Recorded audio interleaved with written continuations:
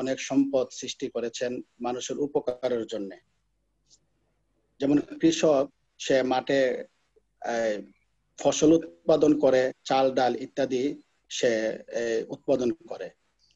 তো একজন মানুষ যেন খেয়ে ফিরে জীবনযাপন করতে পারে, সেজন্য আল্লাহ তাআলা পর্যাপ্ত ব্যবস্থাপনা রেখেছেন। তো মানুষ তা প্রয়োজন অনুপাতে ব্যবহার করবে। তবে মানুষের প্রয়োজন সকলের সমান সমান হয় না। যেমন নিম্নবিত্ত, মধ্যবিত্ত, ধনাঢ্য ইত্যাদি প্রত্যেকে তার প্রয়োজন অনুপাতে সে ব্যয় করে। এর মিসাল দেওয়া হয়েছিল, যেমন ব্যক্তি, নিম্নবিত্ত কোনো ব্যক্তি সে বাজারে গেল কোনো কিছু ক্রয় করার জন্য।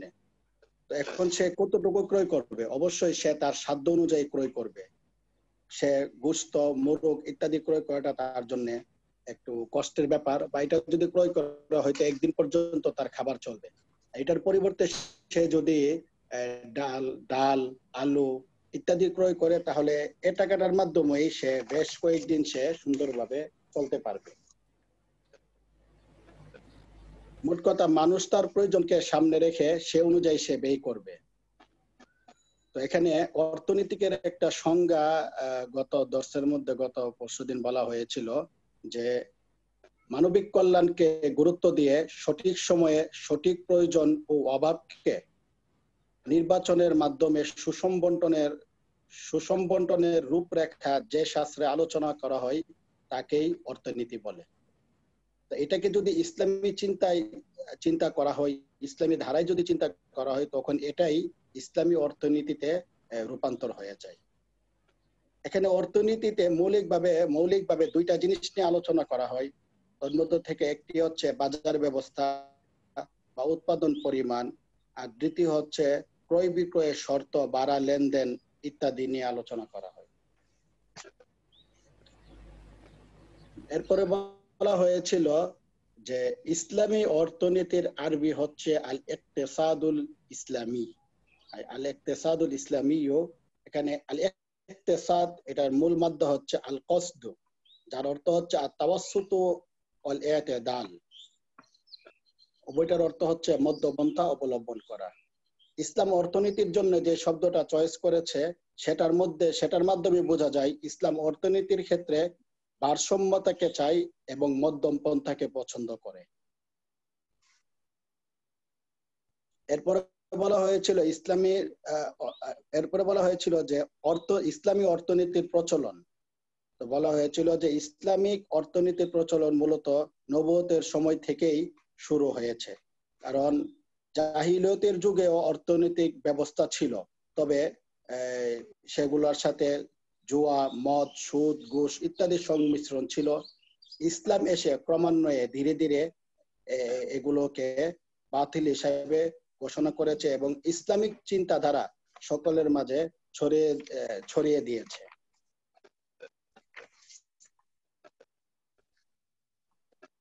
অনেক অনেক এরপরে বলা হয়েছিল যে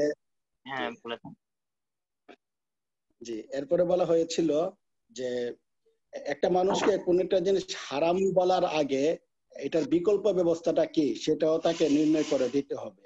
কোন পথে গেলে সে বৈধভাবে উপার্জন করতে পারবে বা তার লেনদেনটা বৈধ হবে সেটাও তাকে বলে দিতে হবে। আল্লামা জাস্টিস মুফতি তাকি উসমানী দামাত বারাকাতুহুম এই বিষয়টাকে খুব গুরুত্ব সহকারে তিনি এটাকে উল্লেখ করেছেন যে অবশ্যই একজন আলেমের জন্য কর্তব্য হচ্ছে হারামটা বলার পাশাপাশি বৈধ পন্থাটা কি হইতে পারে সেটাও বলে দেওয়া। যেমন আল্লাহ তাআলা কোরআন কারীমের মধ্যে বলেছেন আহাল্লাল্লাহুল বাইআ ওয়া হাররামার না, যেমনটা এখানে বলা হয়েছিল যে এখানে একটা মিসাল দেওয়া হয়েছিল যে এই একজন কৃষক সে তার হাতে তো টাকা আসে ফসল ইত্যাদি বিক্রি করার পর, এর আগে তো তার হাতে টাকা থাকে না। তো এখানে তার জন্য ইসলাম একটা সুন্দর সিস্টেম করে দিয়েছে। সে যদি চায়, কোনো কৃষক যদি চায় যে সে তার ফসলগুলোকে উৎপাদনের আগেই বিক্রি করে দিবে, তাহলে সে এটা করতে পারবে। অর্থাৎ অগ্রিম বিক্রিটা এখানে কৃষকের জন্য বা সকলের জন্য যারা এই ধরনের ফসল উৎপাদন করে তাদের সকলের জন্য এটাকে বৈধ হিসাবে সাব্যস্ত করেছে। ইসলামিক অর্থনীতি এটার ব্যাপারে আরো বলা হয়েছিল যে মূলত এটা 1200-1400 বছর আগেই এটার প্রচলন ঘটেছিল। যেমন যদি আমরা দেখতে পাই যে প্রত্যেকটা ফিকহের কিতাবে আমরা কিতাবুল বুয়ু নামে একটি অধ্যায় দেখতে পাই। এটাকে যদি বাদ দেওয়া হয়, এরপরও স্বতন্ত্রভাবে সর্বপ্রথম ইসলামী অর্থনীতির উপর যিনি কিতাব লিপিবদ্ধ করেছেন, তিনি হচ্ছেন হানাফি মাযহাবের একজন বিখ্যাত ইমাম, ইমাম মোহাম্মদ রহমতুল্লাহ আলাই, যিনি কিতাবুল কাসব নামে ইসলামিক অর্থনীতির সর্বপ্রথম কিতাব তিনি লিপিবদ্ধ করেছিলেন, আজ থেকে প্রায় 1200 বছর পূর্বে। পর্যন্ত আলোচনা করা হয়েছিল। অনেক অনেক শুকরিয়া মোহতারাম হোসাইন আহমদ ভাইকে সুন্দরভাবে আলোচনা করার জন্য। ইতিমধ্যে অনেক তালিবুল ইলম ভাইরা উপস্থিত হয়েছেন, আমরা তাহলে আজকে শুরু করতে পারি, কি বলেন? জি, আলহামদুলিল্লাহ, আলহামদুলিল্লাহ কাফা ওয়া সালামুন আলা ইবাদিহি আল্লাযীনা ইসতাফা, আম্মা বা'দ। আলহামদুলিল্লাহ, গত দর্শে আমরা ইসলামী অর্থনীতির প্রাথমিক বেশ কিছু বিষয় আলোচনা করেছি। আজকে সেই ধারাবাহিকতায় আমরা ইসলামী অর্থ ব্যবস্থার কিছু মূলনীতি আলোচনা করব, যে ইসলাম অর্থনীতিকে কিভাবে দেখে বা ইসলামী অর্থনীতির মূলনীতিগুলো কি কি, সেই মূলনীতিগুলো আমরা আলোচনা করব। কেন ইসলামী অর্থ ব্যবস্থার মূলনীতি, এটা যদি আমার সামনে স্পষ্ট হয়, শুধু আমার সামনে না, এই জগতের মানুষের সামনে যদি ইসলামী অর্থ ব্যবস্থার মূলনীতিটা এটা স্পষ্ট হয়ে যায়, তাহলে সকলেই বুঝতে পারবে যে ইসলাম কেন শ্রেষ্ঠ এবং ইসলামী অর্থনীতি এটা কেন শ্রেষ্ঠ। তো বিজ্ঞ আলেমগণ কোরআন এবং সুন্নাহর সমন্বয়ে ইসলামী অর্থনীতির 4টি মূলনীতি তারা উল্লেখ করে থাকেন। কয়টি মূলনীতি?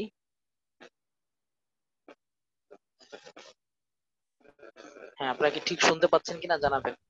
জি, 4টি মূলনীতি। হ্যাঁ, 4টি মূলনীতির প্রথম মূলনীতি হচ্ছে, ইসলামী অর্থ ব্যবস্থার প্রথম ঘোষণাই হচ্ছে, প্রথম আবেদনই হচ্ছে যে রিজিক দাতা একমাত্র আল্লাহ তাআলা। যেই ঘোষণা বা যে আবেদনটা পৃথিবীর অন্য কোনো অর্থ ব্যবস্থায় নেই। ইসলাম প্রথমেই বলে যে রিজিক দাতা একমাত্র আল্লাহ তাআলা। দেখেন, এখানে আমরা একটু আলোচনা করব যে আসলে রিজিক কি জিনিস, বা বর্তমান পুঁজিবাদ তারা রিজিককে কিভাবে ব্যক্ত করে। খেয়াল করে শুনেন, পৃথিবীতে মানুষ নানান ধরনের পরিশ্রম করে, কেউ ব্যবসা করে, কেউ কৃষি কাজ করে, কেউ চাকরি করে, কেউ শিক্ষকতা করে, বিভিন্ন মানুষ বিভিন্ন পেশার সাথে জড়িত। এই যে মানুষ পরিশ্রম করছে, মানুষ শ্রম দিচ্ছে, সাধনা করছে, চেষ্টা করছে, এর পেছনে মানুষের একটা মূল লক্ষ্য থাকে, চাহিদা পূরণ করা এবং অভাব পূরণ করা। তার যে দৈনন্দিন চাহিদা আছে, খাবারের চাহিদা, সেটা পূরণ করা, এবং যে অভাব বা ঘাটতি আছে সেটা পুষে দেওয়া, সেটা পূরণ করা, ঠিক না? আমরা জি, যদি বস্তুবাদী বা পুঁজিবাদী চশমা দিয়ে খেয়াল করি, তাহলে আমরা দেখতে পাবো যে এই যে উপার্জন, এই যে আমরা চাকরি করে, ব্যবসা করে, বাণিজ্য করে, শিক্ষকতা করে আমরা যে উপার্জন করছি,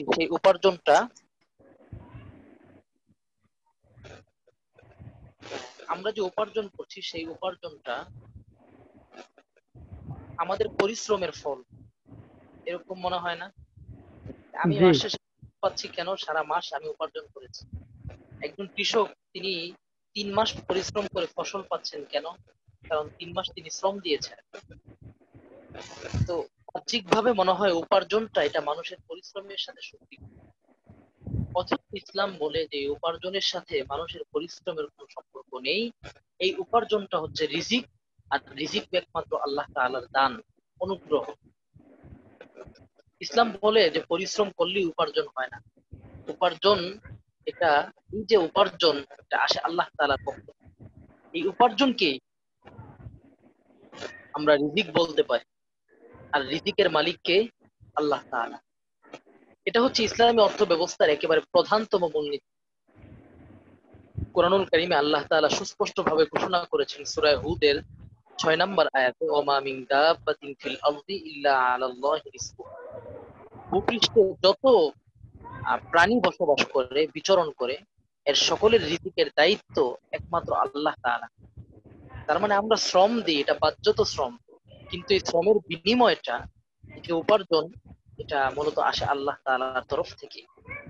তো আমরা প্রথম মূলনীতিটা আবারও সারসংক্ষেপ বলছি, ইসলামী অর্থ ব্যবস্থার প্রথম মূলনীতি হচ্ছে রিজিক দাতা একমাত্র আল্লাহ তাআলা। বাহ্যত মানুষের এই শ্রম বা পরিশ্রম, এটার মূল্যায়ন কি প্রশ্ন আসতে পারে। এই শ্রম বা পরিশ্রম এটা আপনার রিজিকের জন্য একটি ওসিলা মাত্র বা একটি মাধ্যম মাত্র। আশা করি সকলেই প্রথম মূলনীতিটা বুঝতে পেরেছে। জি আর সুতরাং একজন চাকরিজীবী তিনি চাকরি করে মাসের যে স্যালারি পেয়ে থাকেন, সেই স্যালারিটা মূলত আল্লাহ প্রদত্ত একটি অনুগ্রহ। একজন ব্যবসায়ী ব্যবসা করে যে মুনাফা পেয়ে থাকেন, যে লাভ করে থাকেন, সেটাও আল্লাহ প্রদত্ত একটি অনুগ্রহ। এতে একজন মানুষের কোনো কৃতিত্ব নেই, বরং এটি সম্পূর্ণ আল্লাহ তাআলার দান। ইসলামী অর্থ ব্যবস্থার প্রথম মূলনীতি। ইসলামী অর্থ ব্যবস্থার দ্বিতীয় মূলনীতি হচ্ছে এই যে ভূপৃষ্ঠে যত সম্পদ রয়েছে পৃথিবীতে, আপনার গাছ গাছালি, প্রাকৃতিক সম্পদ বা এর বাইরে যত সম্পদ আছে পৃথিবীতে, টাকা পয়সা, দিনার দিরহাম, স্বর্ণ মুদ্রা, যাই বলেন না কেন, সকল সম্পদের প্রকৃত মালিক আল্লাহ তাআলা। এটা কয় নাম্বার মূলনীতি? দ্বিতীয় মূলনীতি। প্রথম মূলনীতি আমরা আলোচনা করলাম যে রিজিক দাতা একমাত্র আল্লাহ তাআলা, আর দ্বিতীয় মূলনীতি হচ্ছে সম্পদের প্রকৃত মালিক আল্লাহ তাআলা। কুরআনুল কারীমে আল্লাহ তাআলা সুস্পষ্ট ঘোষণা করেছেন, আলাম তা'লাম আন্নাল্লাহা লাহু মুলকুস সামাওয়াতি ওয়াল আরদ। হে নবী, আপনি কি জানেন না যে আসমান এবং জমিনের মালিকানা এবং আধিপত্য একমাত্র আল্লাহ তাআলার। আমরা কুরআনুল কারীম থেকে বুঝতে পারি যে এই জগতে যা আছে, সম্পদ নামে যত জিনিস আছে, সবকিছুর প্রকৃত মালিককে আল্লাহ তাআলা। দুইটা মূলনীতি বুঝতে পেরেছেন সকলে?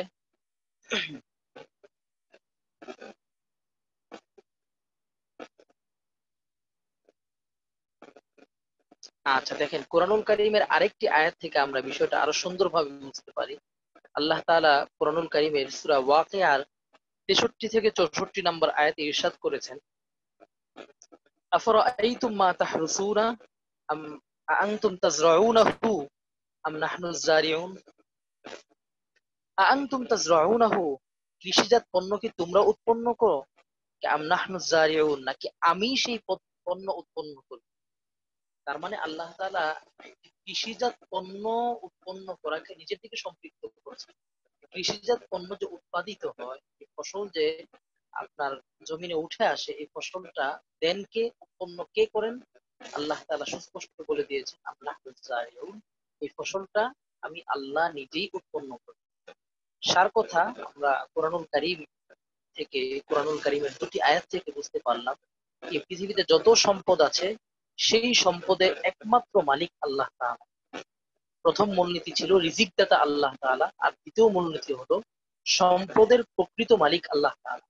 ইসলামী অর্থ ব্যবস্থার প্রথম দুটি মূলনীতি আমরা আলোচনা করব। এরপরে আসেন, ইসলামী অর্থ ব্যবস্থার দ্বিতীয় মূলনীতি হচ্ছে সম্পদে মানুষের মালিকানা প্রতিনিধিত্বমূলক। সকলে কি শুনতেছেন কিনা আমাকে একটু আওয়াজ দিবেন মাঝে মধ্যে। সম্পদের মানুষের মালিকানা এটা প্রতিনিধিত্বমূলক। সাধারণত আমরা যখন দ্বিতীয় মূলনীতিটা পড়লাম যে প্রকৃত মালিক আল্লাহ তাআলা, তাহলে মানুষের সাথে সম্পদের কি সম্পর্ক, একটা প্রশ্ন এসে যায় না? তাহলে মানুষ কি, যে আমাদের কাছে সম্পদ, যেমন আমার রুমে টেবিল আছে, ফ্যান আছে, ল্যাপটপ আছে, এরকম আলমারি আছে, কিতাব আছে, আমার পকেটে টাকা আছে, এগুলো কার? এগুলো প্রকৃত মালিক তো আল্লাহ তাআলা। আমরা পড়ে আসলাম, আলাম তা'লাম আন্নাল্লাহা লাহু মুলকুস সামাওয়াতি ওয়াল আরদ। তাহলে এই সম্পদের সাথে আমার সম্পর্ক কি? আমি যে সম্পদ ভোগ করছি সেটার সম্পর্ক কি? তৃতীয় মূলনীতিতে, ইসলামী অর্থ ব্যবস্থার তৃতীয় মূলনীতি হচ্ছে সম্পদে মানুষের মালিকানা প্রতিনিধিত্বমূলক। এর অর্থ হচ্ছে সম্পদের প্রকৃত মালিক আল্লাহ তাআলা। তিনি মানুষকে এই সম্পদ ভোগ করার জন্য কেবল প্রতিনিধি বানিয়েছেন, মালিক বানিয়ে দেন।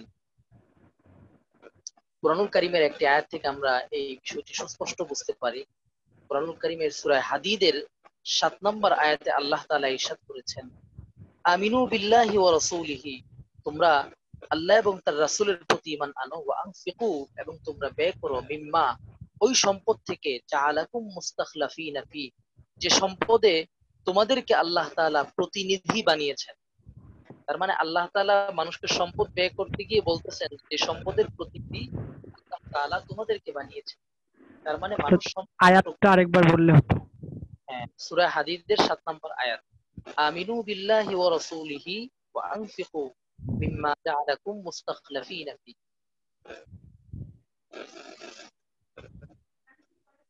দেখেন এর অর্থ কি, বা এই মূলনীতির মাহাত্ম্য কি, তাৎপর্য কি, প্রশ্ন আসে যে মানুষকে সম্পদের প্রকৃত মালিক না বলে আমি বললাম যে মানুষের মালিকানাটা প্রতিনিধিত্বমূলক, বা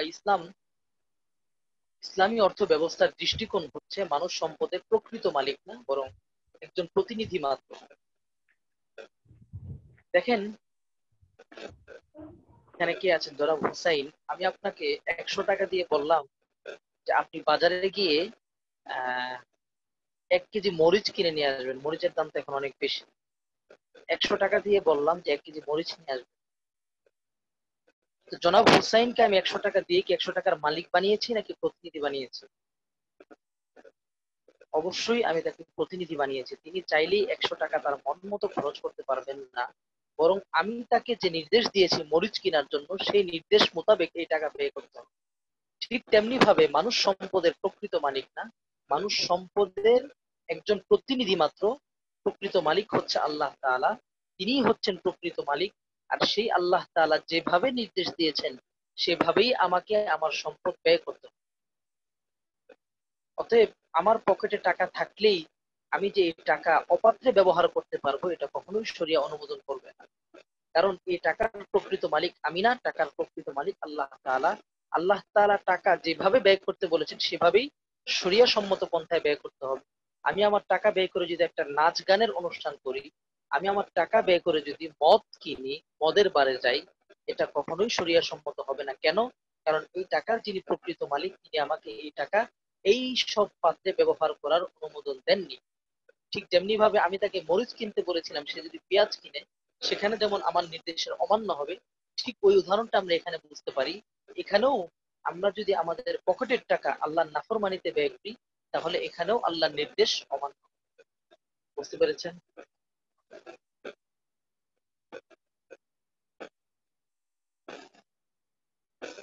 আচ্ছা,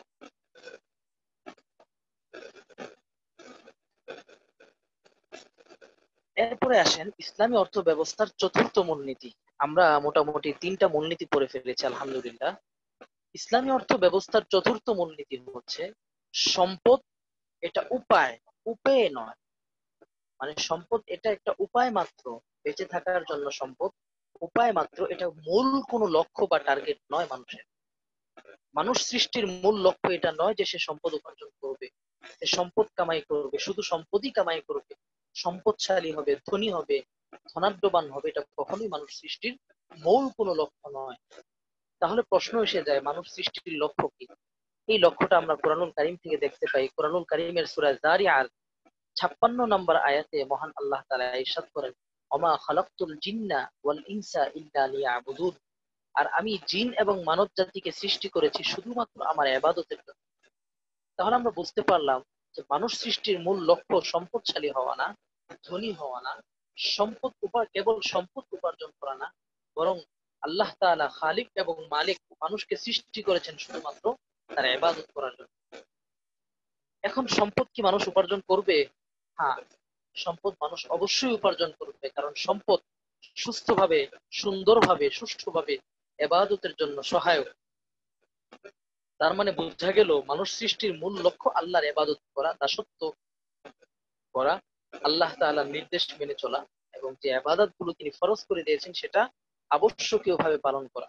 আর সম্পদটা সেই মূল লক্ষ্যে পৌঁছাতে হলে আমাকে এই সম্পদ উপার্জন করতে হবে। কারণ সম্পদ যদি উপার্জন না করি, আমি যদি আমার দেহের হক আদায় না করি, তাহলে তো আমি সেই মূল লক্ষ্য বা মূল টার্গেট পর্যন্ত পৌঁছতে পারবো না।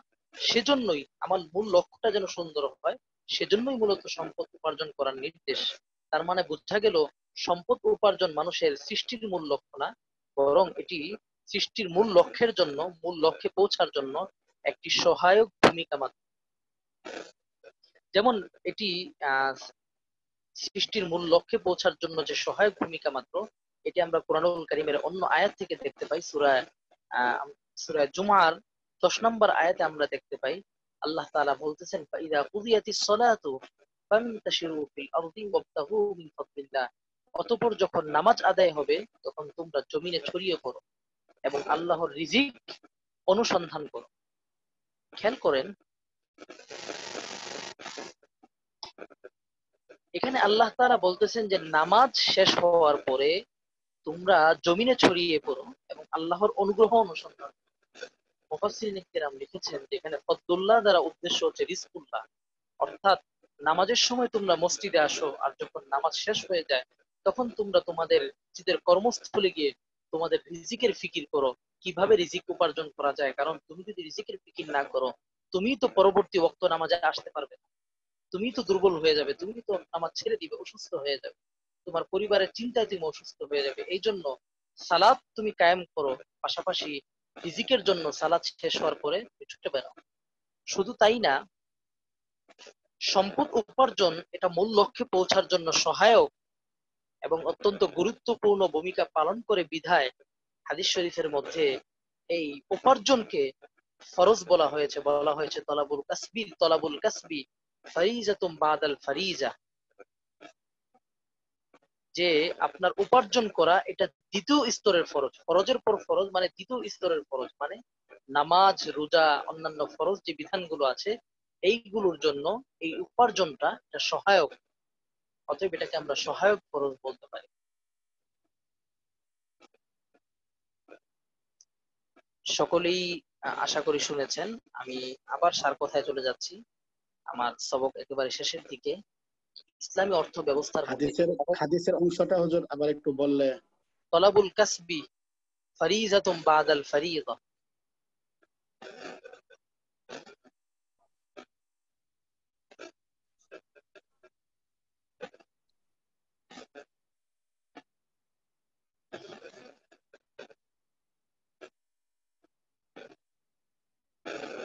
তাহলে আমরা বুঝতে পারলাম যে ইসলামী অর্থ ব্যবস্থার 4টি এমন মূলনীতি রয়েছে যে 4টি মূলনীতির মাধ্যমে মূলত ইসলামী অর্থ ব্যবস্থার বৈশিষ্ট্য ফুটে ওঠে।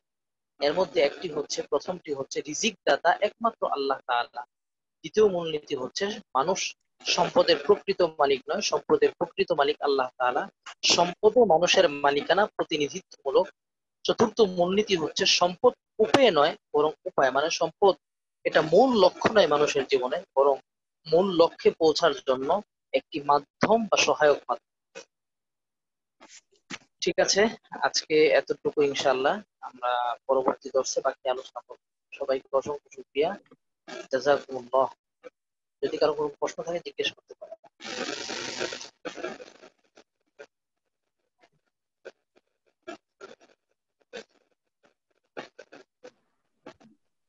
প্রশ্ন না ওস্তাদজি, বিষয় হচ্ছে টাইমটা আগে গেছে তো, আপনার ক্লাসটা আগে হওয়াটা একটু বেশি অসুবিধা হয়েছে। আচ্ছা, কি অসুবিধা? মানে আপনার ক্লাসটা তো সবসময় আমরা অ্যাটেন্ড থাকার চেষ্টা সবসময় করছি, ক্লাসটা মানে বিষয়টা গুরুত্বপূর্ণ হওয়ার কারণে। এখন আগে হওয়াতে অনেক সময় দেখা যাবে প্রথম দিকে সামিল হওয়াটা কঠিন হয়ে যাবে আর কি। দেখেন, প্রথম দিকে যে দর্শী থাকুক আমাদের তো প্রথম দর্শী থেকে আমাদের হাজিরা হয়, অন্তর্ভুক্ত হতে হয় এখানে। আর 2 নম্বর বিষয় হলো প্রত্যেকটা ক্লাসই, এই সেকেন্ড সেমিস্টারের প্রত্যেকটা ক্লাসই আমাদের গুরুত্বপূর্ণ। তো সেই জায়গা থেকে বলবো প্রত্যেকটা ক্লাসে আমরা উপস্থিত থাকার চেষ্টা করবো। আর দ্বিতীয় বিষয় হচ্ছে আমার জন্য এই সময়টা অনেক মুয়াফিক, 2টা থেকে 2টা 30, যেহেতু এরপর থেকে কিছু দায়িত্ব এবং কিছু মোতালার চাপও থাকে, দায়িত্ব থাকে মাদ্রাসার। এই জন্য তো সকলের বছর অনুরোধ থাকবে ইনশাআল্লাহ আপনারা সকলেই যার যার যার জায়গা থেকে যে ব্যস্ততা গুলো আছে এগুলো থেকে ফারেক হয়ে ইনশাআল্লাহ পাঞ্জাদা ওয়াজাদা, যে চেষ্টা করে সে অবশ্যই পেয়ে যায়। আমিও আশা করবো আপনারা ইনশাআল্লাহ সময় মতো হওয়ার চেষ্টা করবেন।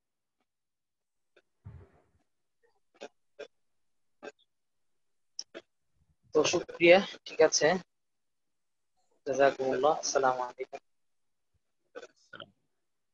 ওয়ালাইকুম আসসালাম।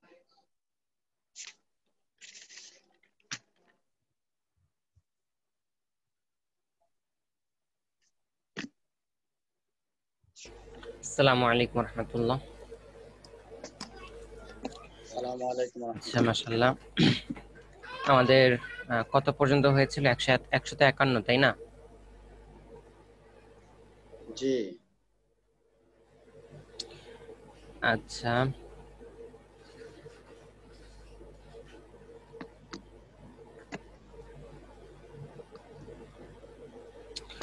151 নং কায়দাটা সবাই বলেন দেখি। বিসমিল্লাহির রহমানির রহিম।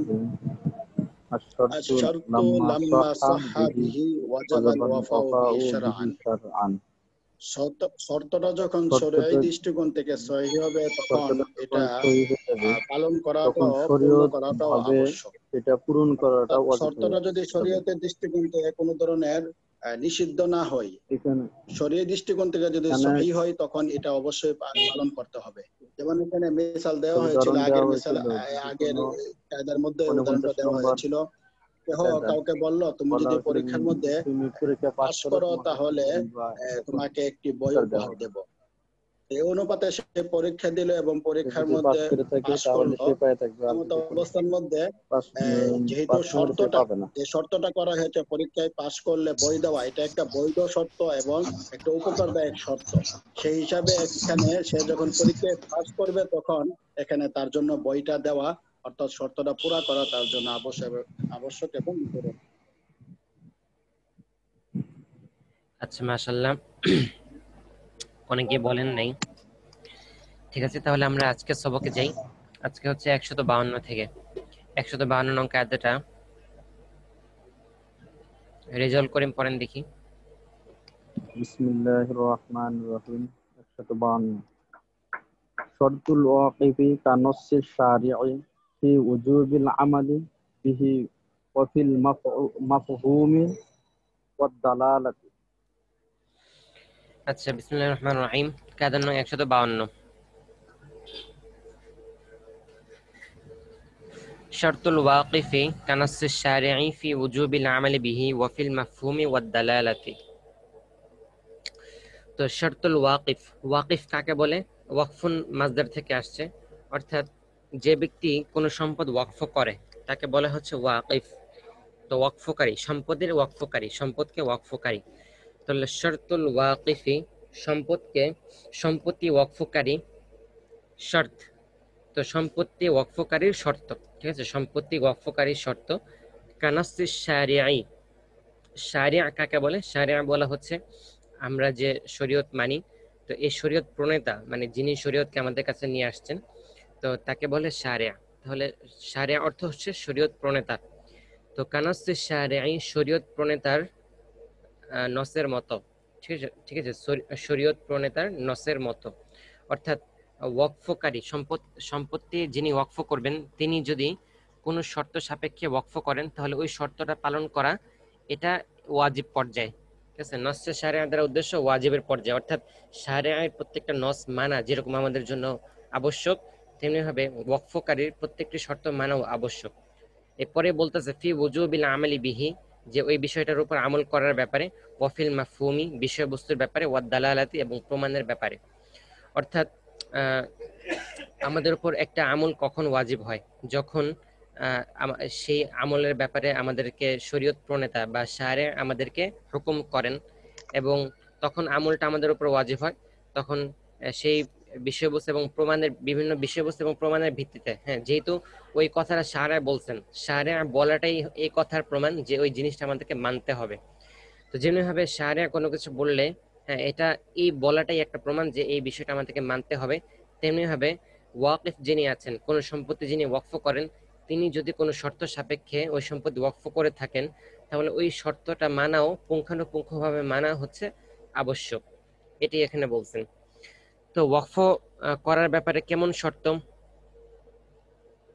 যেমন মনে করেন কোনো ব্যক্তি কোন একটা জায়গা ওয়াকফ করলো, তো ওয়াকফ পুরো অর্থটা আরেকবার একটু বললে ভালো হতো, শেষের অংশ। শারতুল ওয়াকিফি, ওয়াকফ, সম্পত্তি ওয়াকফকারীর শর্ত, কানাসিস শারিঈ, শরীয়ত প্রণেতার নসের মতোই।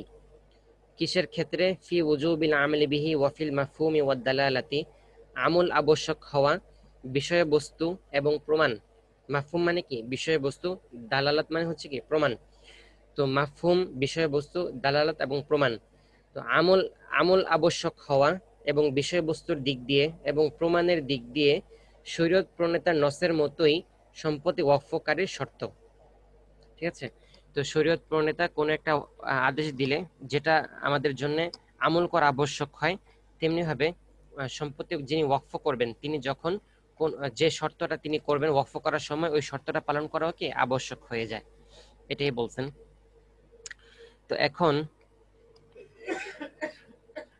তো সম্পত্তি ওয়াকফ করার ব্যাপারে শর্ত কি? যেমন মনে করেন কেউ একটি সম্পত্তি ওয়াকফ করলো, ওয়াকফ করতে হলে কি করতে হয়? আপনার একটা সম্পত্তি আছে, আপনি একটা সম্পত্তির মালিক, এটা আপনি ওয়াকফ করতে চান, তাহলে সেই ক্ষেত্রে আপনি একজনকে মুতাওয়াল্লি বানাবেন, মুতাওয়াল্লি বানিয়ে তাকে ওই সম্পদের মুতাওয়াল্লি বানিয়ে দিবেন এবং আপনি এভাবে বলবেন যে আমি এই সম্পদটা ওয়াকফ করে দিলাম এই লোকের আন্ডারে, হ্যাঁ এই মুতাওয়াল্লির আন্ডারে বা এই মুতাওয়াল্লির অধীনে আমি এই সম্পত্তিটা ওয়াকফ করে দিলাম, শর্ত হচ্ছে এই। তো তাহলে কোনো জিনিস ওয়াকফ করতে হলে কি লাগে? একজন মুতাওয়াল্লি লাগে। এবং যদি নিঃশর্তভাবে কেউ ওয়াকফ করে তাহলে তো কোনো কথাই নাই, কিন্তু যখন কোনো শর্ত তিনি দেন ওয়াকফ করার ক্ষেত্রে তখন মুতাওয়াল্লির জন্য সেই শর্ত বাস্তবায়ন করা কি আবশ্যক বা সেই শর্ত বহাল রাখা আবশ্যক। যেমন কোনো ব্যক্তি কোন একটা সম্পত্তি ওয়াকফ করলো এবং তিনি ওয়াকফ করার সময় শর্ত দিলেন মুতাওয়াল্লিকে যে আপনি এই ওয়াকফকৃত সম্পদের মধ্যে কখনো মার্কেট বানাতে পারবেন না। তো যখন তিনি ওয়াকফ করলেন এবং ওয়াকফের শর্ত দিলেন যে আপনি এখানে মার্কেট বানাতে পারবেন না, তখন তার জন্য কিয়ামত পর্যন্ত এই সম্পত্তিতে মার্কেট বানানো কি নেই, জায়েজ নেই। তিনি এমন বলতে পারবেন না যে এটা তো আমার মালিকানা চলে আসছে, মালিকানাতে চলে আসেনি, মানে যেহেতু ওয়াকফ করছেন এখন তার মালিকানা নেই, এখন আমি যা মন চায় তাই করব। তো বলতেছে যে না, এমনটা করা যাবে না। ঠিক আছে, এমনটা করা যাবে না। তিনি তার মালিকানা থেকে ছেড়ে দিছেন, কিন্তু শেষে তিনি শর্ত করছেন। আর ওয়াকফকারীর শর্তটা এটা শরীয়ত প্রণেতার শর্তের মতোই, মানে শরীয়ত প্রণেতার কথার মতোই, নসের মতোই এটাকে গুরুত্ব দিতে হয়।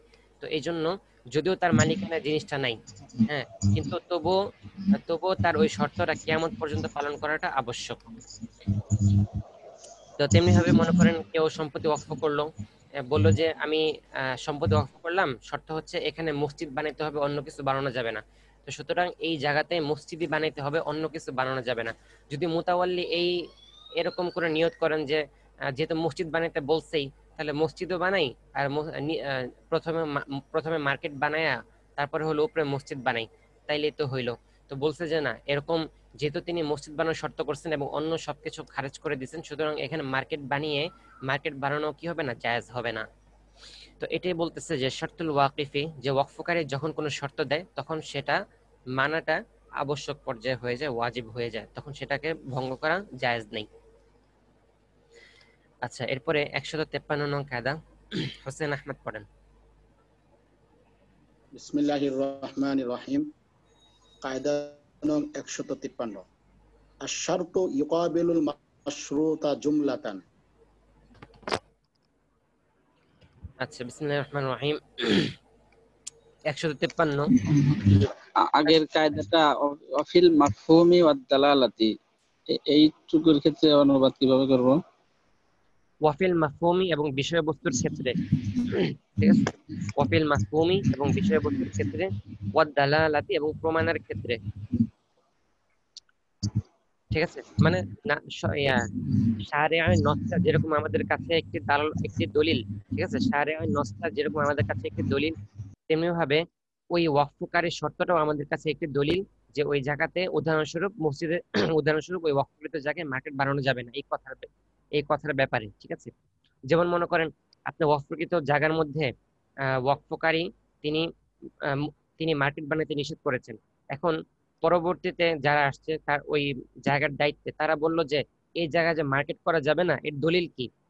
তো বলা হবে যে এই জায়গায় মার্কেট করা যাবে না এর দলিলটাই হচ্ছে ওয়াকফকারীর শর্ত। ঠিক আছে, যেমন ভাবে আমাদের উপর নামাজ ফরজ হয়েছে, দলিল কি?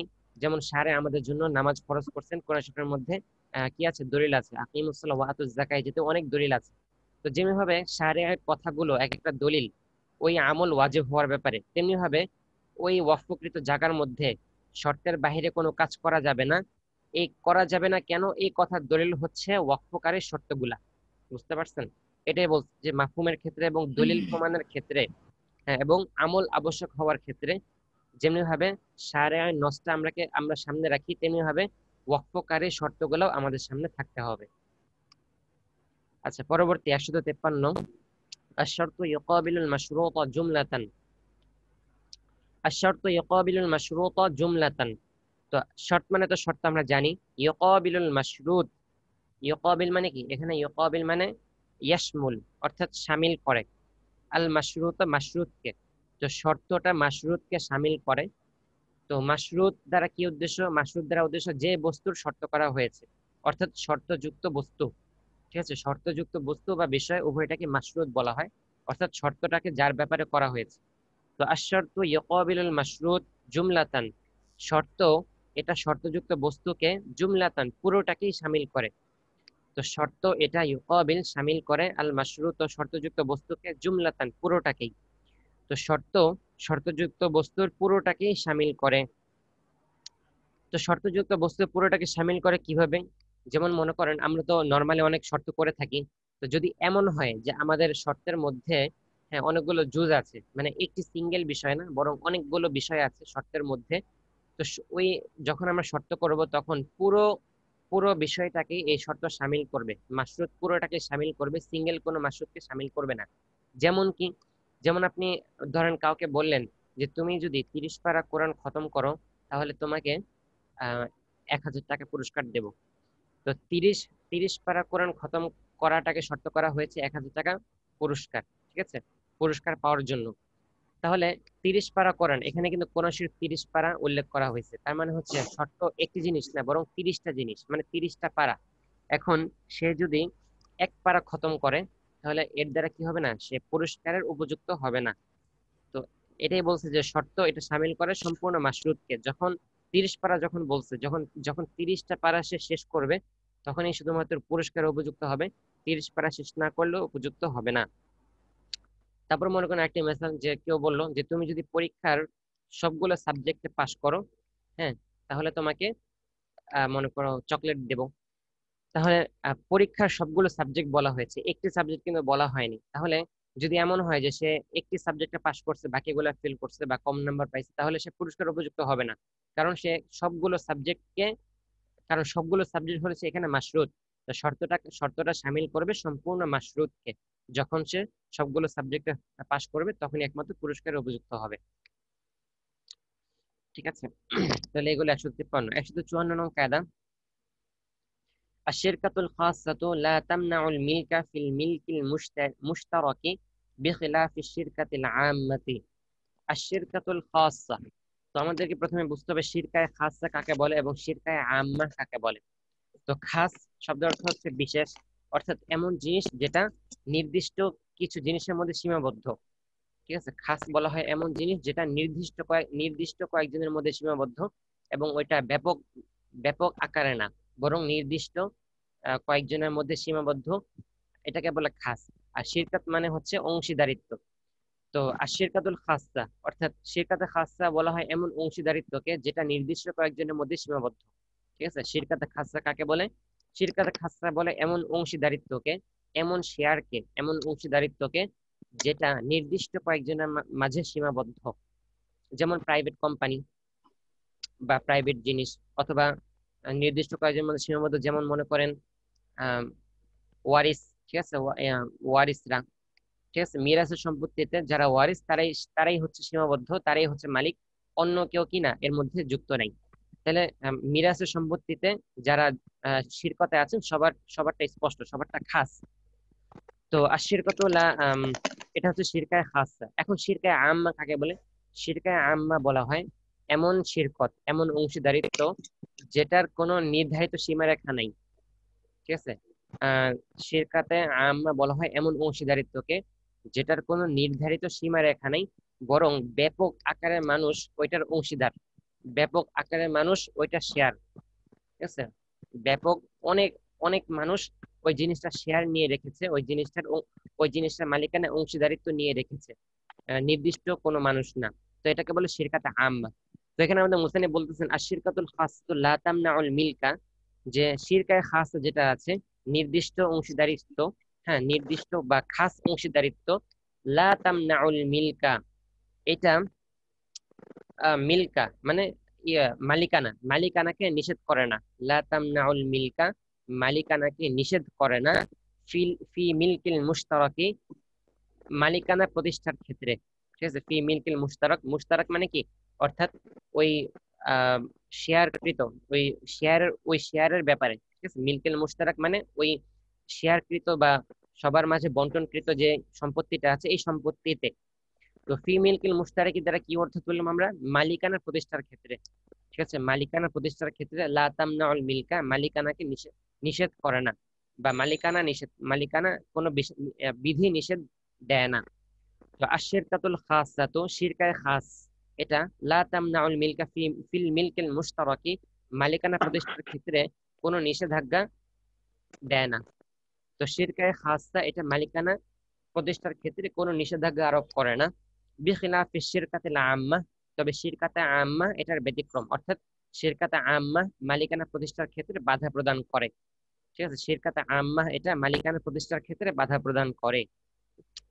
তাহলে আমরা কি বুঝলাম? উদ্দেশ্য হচ্ছে যে যেটা প্রাইভেট প্রপার্টি বা প্রাইভেট জিনিস বা নির্দিষ্ট কয়েকজন শেয়ারে আছেন এমন জিনিস, এই জিনিসটা সবার মালিকানাকে সাব্যস্ত করে, মানে মালিকানাকে নিষেধ করে না। অর্থাৎ ওই যে ওই যে প্রাইভেট জিনিসটা আছে, ওই নির্দিষ্ট কয়েকজন যে মালিক আছে প্রত্যেকে ওই জিনিসটার মালিক।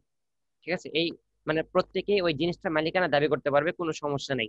যেমন মনে করেন মিরাসের ব্যাপারে, হ্যাঁ, মিরাস মিরাস কোনো ব্যক্তি মারা যাওয়ার পরে যে মিরাসটা থাকে, এই মিরাসের ব্যাপারে তার ওয়ারিসরা দাবি করতে পারে যে মিরাসটা তাদের সম্পত্তি। ঠিক আছে, মিরাসটা তাদের সম্পত্তি, এই কথা দাবি করতে পারবে। এই মালিকানা সাব্যস্ত করার জন্য কোনো নিষেধাজ্ঞা নাই।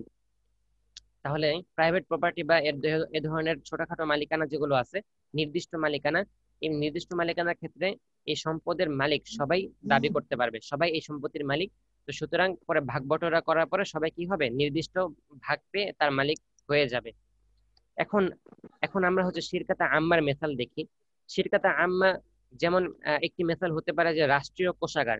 এটা ইসলামী খেলাফতের সময় ছিল যে জনগণ থেকে সংগ্রহ করা হতো, জনগণ থেকে খেরাজ, তারপরে বিভিন্ন টাকা, জাকাত, ফিতরা রাষ্ট্রীয়ভাবে সংরক্ষণ করা হতো।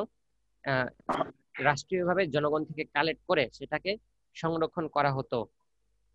তাহলে ওই যে সম্পত্তিটা, রাষ্ট্রীয় কোষাগার যেটা, এটা তো বর্তমানে নাই। বর্তমানে বলতে বর্তমানে, হ্যাঁ বর্তমানেও আছে, বর্তমানে ওই ইসলামী নিয়ম অনুযায়ী নাই, বরং বর্তমানে আমরা যে প্রত্যেকটা মানে আমরা যে জিনিসপত্র কিনি বা আমরা প্রায় সময় 15% ভ্যাট দিয়ে থাকি বিভিন্ন জিনিস কেনার ক্ষেত্রে। তো এই ভ্যাট গুলা হচ্ছে জনগণের সম্পদ। ঠিক আছে, এগুলো জনগণ নিজে আর্ন করে সরকারকে দিয়ে থাকে। তো এই যে আপনি সরকারকে এই টাকাগুলো দিলেন, হ্যাঁ, এখন এই টাকাগুলো দিয়ে সরকার কি করে, বিভিন্ন রাস্তাঘাট, কালভার্ট, তারপরে ব্রিজ এগুলো বানায় বা সামাজিক উন্নয়নে কাজে লাগে।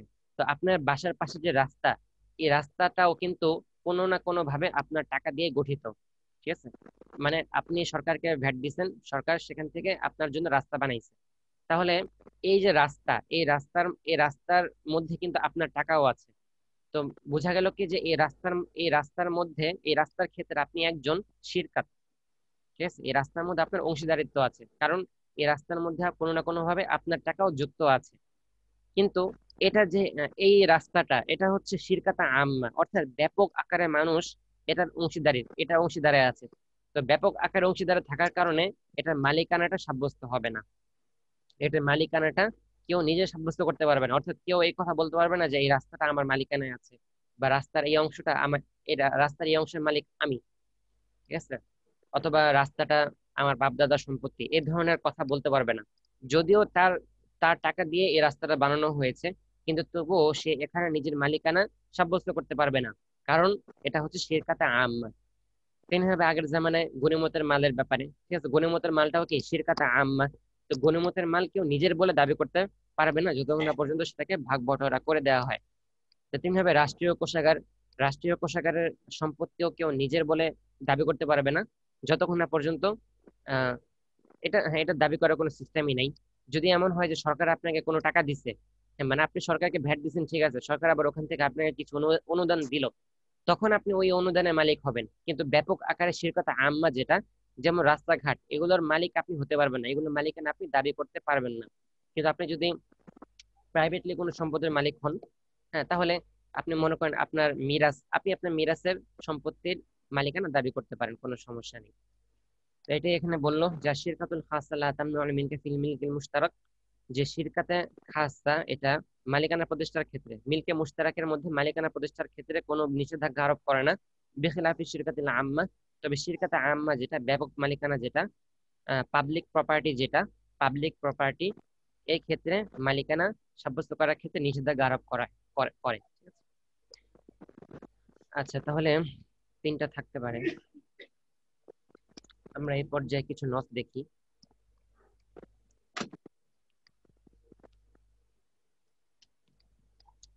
আচ্ছা, ইতিপূর্বে আমরা পড়েছিলাম মানুষের কাছে সোয়াল করার ব্যাপারে, তাই না? তো মানুষের কাছে সোয়াল করার ব্যাপারে একটি হাদিস এবং একটি কোরআনের আয়াত আমরা পড়েছি। তো আশা করি সকলে ইয়াদ করছেন, এবং পরীক্ষার কারণে তো আপনারা বুঝতে পারতেছেন যে এইগুলা কতটা গুরুত্বপূর্ণ। আর ভিডিও তো থেকেই যায়, তো আপনারা ভিডিওর মানে ক্লাস পরবর্তী সময়টা ভিডিও দেখে এটা নোট করে নেবেন। বিশেষ করে কোরআনের আয়াতগুলো নোট করবেন, যেন অন্ততপক্ষে কেউ জিজ্ঞেস করলে আপনি এটা দলিলটা তাকে বলে দিতে পারেন। আর হাদিস হচ্ছে কোরআনের দলিল, যদি আপনি বেশি দেন সেটা বেশি গ্রহণযোগ্য হবে যদি কোরআন থেকে দিতে পারেন। হাদিস বললেও সমস্যা নেই, কিন্তু কোরআন দিয়ে যদি আপনি দলিল দেন সেটা দেখবেন যে মানুষ অনেক বেশি গ্রহণ করবে। এজন্য কোরআনের আয়াত যেগুলো বলা হয় সেগুলো খুব ইয়াদ করার চেষ্টা করবেন। আচ্ছা, আজকে হচ্ছে আমাদের একটি গুরুত্বপূর্ণ আলোচনা যাকাত সম্পর্কে। মোটামুটি যাকাতের অধ্যায় শুরু হয়ে যাচ্ছে। তো যাকাতের হকদার কারা, ঠিক আছে, কারা যাকাতের হকদার বা মাসরাফে যাকাত। মাসরাফে যাকাত সম্পর্কে আল্লাহ তাআলা বলেন সূরা তাওবার 60 নং আয়াত, সূরা তাওবা আয়াত নং 60, ইন্নামাস সাদাকাতু লিল ফুকারা'i ওয়াল মাসাকিনি ওয়াল আমিলিনা আলাইহা ওয়াল মুআল্লাফাতি কুলুবুহুম ওয়া ফির রিকাবি ওয়াল গারিমিনা ওয়া ফি সাবিলিল্লাহি ওয়া বিনিস সাবিল ফারিদাতাম মিনাল্লাহ ওয়াল্লাহু আলিমুন হাকীম। তো হলো মাসরাফের যাকাত। এখানে আল্লাহ তাআলা বলেন ইন্নামাস সাদাকাত, যাকাত হলো কেবলমাত্র ফকির, মিসকিন এবং ওয়াল আমিলিনা আলাইহা, যে ব্যক্তি যাকাতকে করে, আদায় করে। তো এটা আসলে মুসলিমদের খেলাফত সময় ছিল, মানুষের কাছ থেকে যাকাত আদায় করা হতো রাষ্ট্রীয়ভাবে। এখন তার ওই সিস্টেম নাই। ওয়াল মুআল্লাফাতি কুলুবুহুম, এবং ওয়াল মুআল্লাফাতি কুলুবুহুম অর্থাৎ যাদের চিত্ত আকর্ষণ করার প্রয়োজন হয়। উদ্দেশ্য কি? যেমন মনে করেন কোনো ব্যক্তি কাফের, এখন আপনি যদি তাকে কিছু টাকা পয়সা দেন, সে হয়তো ইসলামের দিকে আকৃষ্ট হতে পারে, এ ধরনের সম্ভাবনা আছে। বা তাকে কোনোভাবে আপনাকে ইসলামের মানে দাওয়াতি কাজে তাকে ইমপ্রেস করা লাগবে। তো সেক্ষেত্রে আপনি দেখলেন যে হ্যাঁ, কিছু টাকা পয়সা খরচ করলে সে আমাদের মানে আমাদের ইসলাম ধর্মে চলে আসবে বা ইসলাম গ্রহণ করবে, তখন আপনি তাকে এটা দিতে পারেন। ওয়াফির রিকাবি, এবং ওয়াফির রিকাবি ওয়াল গারিমিন ওয়া ফি সাবিল ওয়া বিনিস সাবিল। রিকাব মানে কি? দাস মুক্তি। দাস মুক্তির জন্য যাকাত আদায় করা যায়, যাকাত দেওয়া যায়। ওয়াল গারিমিনা, এবং হচ্ছে ঋণগ্রস্ত। ওয়া ফি সাবিলিল্লাহ, এবং যারা আল্লাহর রাস্তায় জিহাদ করতেছে। ওয়া বিনিস সাবিল, এবং যারা মুসাফির বিপদে পড়ে গেছে, তো এই সকল লোকদেরকে যাকাত দেওয়া যাবে। যাকাতের হকদার বা মাসরাফের যাকাত সম্পর্কে একটি হাদিস আমরা দেখে ফেলি। তিরমিজি শরীফের 653 নং হাদিস। তিরমিজি শরীফ 653। হাদিসটি হচ্ছে আন হুবশি ইবনে জুনাদাতা السلولي قال سمعت رسول الله صلى الله عليه وسلم في حجة الوداع وهو واقف بعرفة أتاه أعرابي فأخذ بطرف ردائه فسأله إياه فأعطاه وذهب، فعند ذلك حرمت المسألة. فقال رسول الله صلى الله عليه وسلم إن المسألة لا تحل لغني ولا لذي مرة سوي إلا لذي فقر مدقع أو غرم مفضع بضد مفضع. ومن سأل الناس ليسري به ماله كان خموشا في وجهه يوم القيامة ورضفا رضفا يأكله من جهنم ফামান শাআ ফালইউকিল্লা ওয়া মান শাআ ফালইউকসির। মোটামুটি বড় একটি হাদিস। হযরত হুবশি ইবনে জুনাদা সালুলি বলেন যে আমি রাসূলুল্লাহ সাল্লাল্লাহু আলাইহি ওয়াসাল্লামকে বিদায় হজে বলতে শুনেছি, তিনি তখন আরাফায় দণ্ডায়মান ছিলেন। তার কাছে একজন বেদুইন এসে তার চাদরের এক কোণা ধরে তার কাছে কিছু চাইলো, তিনি তাকে দান করলেন, সে চলে গেল। তখন তখন সওয়াল করা হারাম হয়ে গেল। ফলে রাসূলুল্লাহ সাল্লাল্লাহু আলাইহি ওয়াসাল্লাম ইরশাদ করলেন, সওয়াল করা ধনী ও শক্তিশালী সুস্থ অঙ্গ প্রত্যঙ্গ অধিকারীর জন্য হালাল হবে না। ঠিক আছে, অর্থাৎ চাওয়া, মানুষের কাছে চাওয়া এটা জায়েজ নেই। কাদের জন্য? যারা ধনী, যাদের অঙ্গগুলো শক্তিশালী সুস্থ আছে, এমন ব্যক্তিদের জন্য ভিক্ষা করা জায়েজ নেই। তবে ভীষণ দরিদ্র অথবা মারাত্মক হাজতগ্রস্ত ব্যক্তির কথা ভিন্ন। জি, হাজিরা হলো বুঝি না।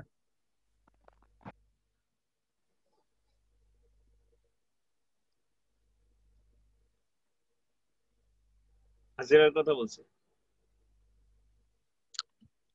আচ্ছা, তবে ভীষণ দরিদ্র অথবা মারাত্মক হাজতগ্রস্ত ব্যক্তির কথা ভিন্ন। আর যে লোকজনের কাছে চাইবে, সওয়াল করবে, চাইবে তার সম্পদ বাড়ানোর জন্য, কিয়ামতের দিন এটা তার চেহারায় প্রচুর ক্ষতের কারণ হবে। ঠিক আছে, মানে ভিক্ষা করলে কিয়ামতের দিন আল্লাহ তাআলা তার চেহারা ক্ষত সৃষ্টি করে দিবেন এবং বোঝা যাবে যে হ্যাঁ, সে ভিক্ষা করত। এবং এটি উত্তপ্ত পাথর, মানে উত্তপ্ত পাথর দিয়ে তার চেহারায় ক্ষত সৃষ্টি করা হবে। জাহান্নামে সে ভক্ষণ করবে। সুতরাং যার ইচ্ছা সে কম করুক আর যার ইচ্ছা সে বেশি করুক। তো এটাই বলছে, মানে মূলত যারা প্রচন্ড অভাবগ্রস্ত তাদেরকে যাকাত আদায় করার ব্যাপারে এই হাদিসে বলা হয়েছে। বর্তমানে যে ইসলামিক ফাউন্ডেশনের লোকেরা জাকাত সংগ্রহ করে, তো তাদেরকে সেখান থেকে কিছু টাকা দেওয়া হয়, ওইটা কি জাকাতের ফান্ড থেকে ওই দেওয়া যাবে? ইসলাম ফাউন্ডেশন লোকেরা কোথায় করে আমি তো জানি না এই ব্যাপারে কিছু। ইসলামিক ফাউন্ডেশনের সরকারি নির্দেশনা মতে এই মানুষের কাছ থেকে জাকাত সংগ্রহ করে ওই টাকাটা জমা দেয়, পরে তাদেরকে সেখান থেকে একটা পার্সেন্টেজ দেওয়া হয়, যারা জাকাতটা সংগ্রহ করে, বিভিন্ন ইমাম সাহেবরা যারা ফাউন্ডেশনে কাজ করে তাদেরকে দেওয়া হয়। হ্যাঁ, তারা যেহেতু যদি সরকারি ভাবে করে থাকে তাহলে তো অবশ্যই তারা পারিশ্রমিক পাবেই, কষ্ট করতে পারিশ্রমিক তো থাকবেই, তো সেটা তারা জাকাত কি থেকে দেওয়া যাবে, সমস্যা নেই।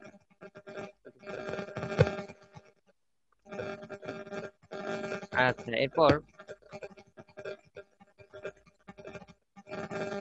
আচ্ছা আমাদের শেষ পর্যায়ে, তাহলে এ পর্যন্ত থাকতে পারে।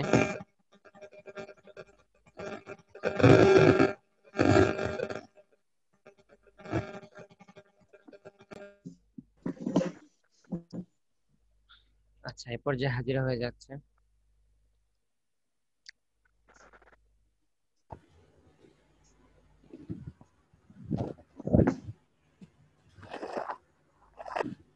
এক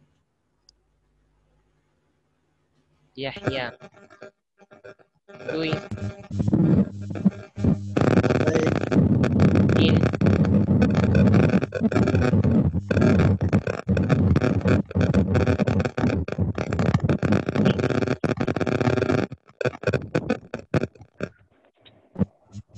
আওয়াজ হচ্ছে ঘরে। আচ্ছা, 3 সাদিক, 4 লাব্বাইক 5 6 লাব্বাইক 7 8 9 লাব্বাইক 10 আখলাক, 11 লাব্বাইক 12 আবু জাফর, 13 14।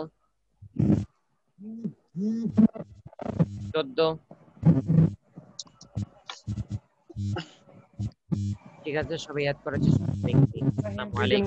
2 দিন ছিল ক্লাসে, হাজিরা মিস করছে আর কি। হাজিরা মিস করবেন কেন? হাজিরা মিস করা মানে ক্লাসে ছিলেন না নাকি? জি, পরে আসছে উস্তাদ, খেয়াল করতে পারেন। হ্যাঁ, পরে আসলে তো গাইন তো ঠিকই আছে, আপনি প্রথম ক্লাসে ছিলেন না। সবগুলো ক্লাসে থাকতে হবে। জি, ইনশাআল্লাহ।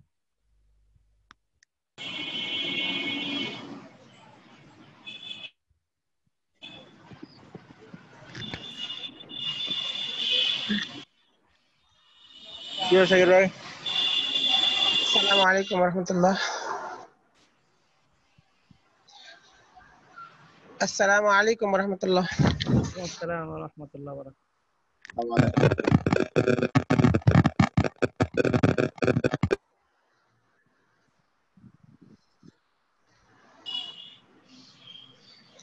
আচ্ছা, গতকালের পড়াটা নিজের ভাষায় বলেন। কত সাবাক?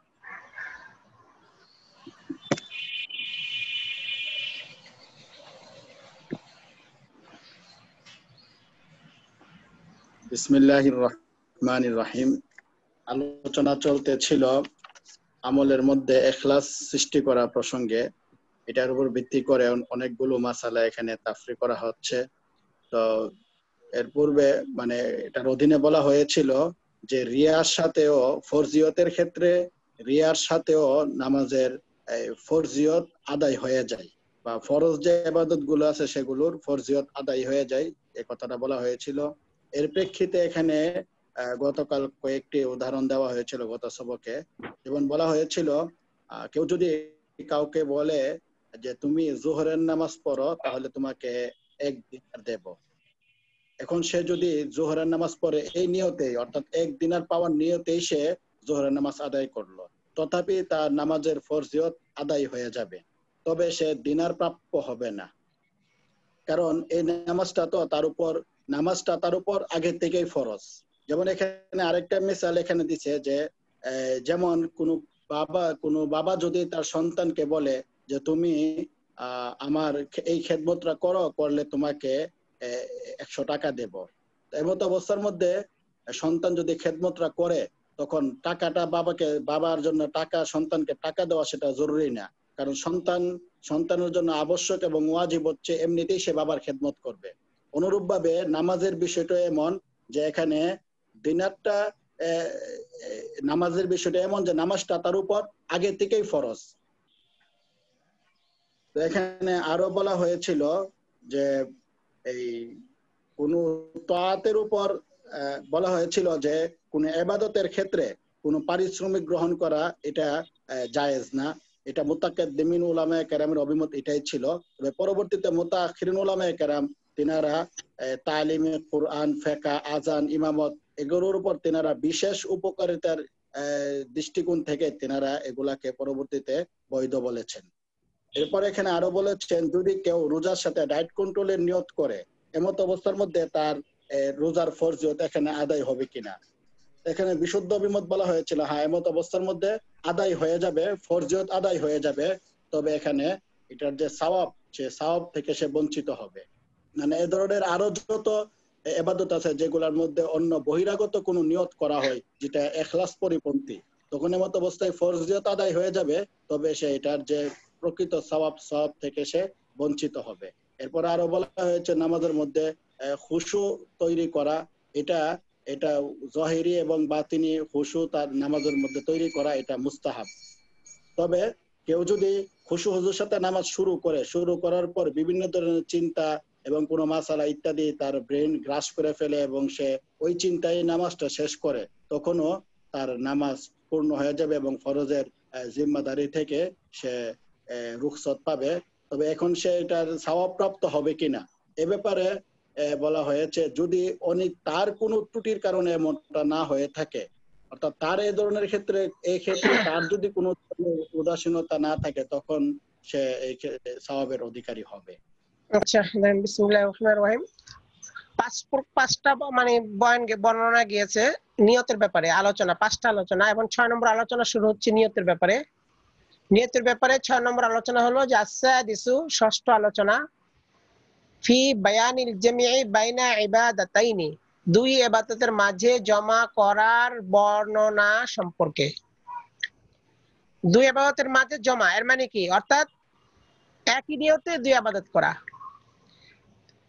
2 ইবাদতকে একই নিয়তের সাথে জমা করা যাবে কি যাবে না এই সম্পর্কে আলোচনা করা হচ্ছে। হ্যাঁ, তাহলে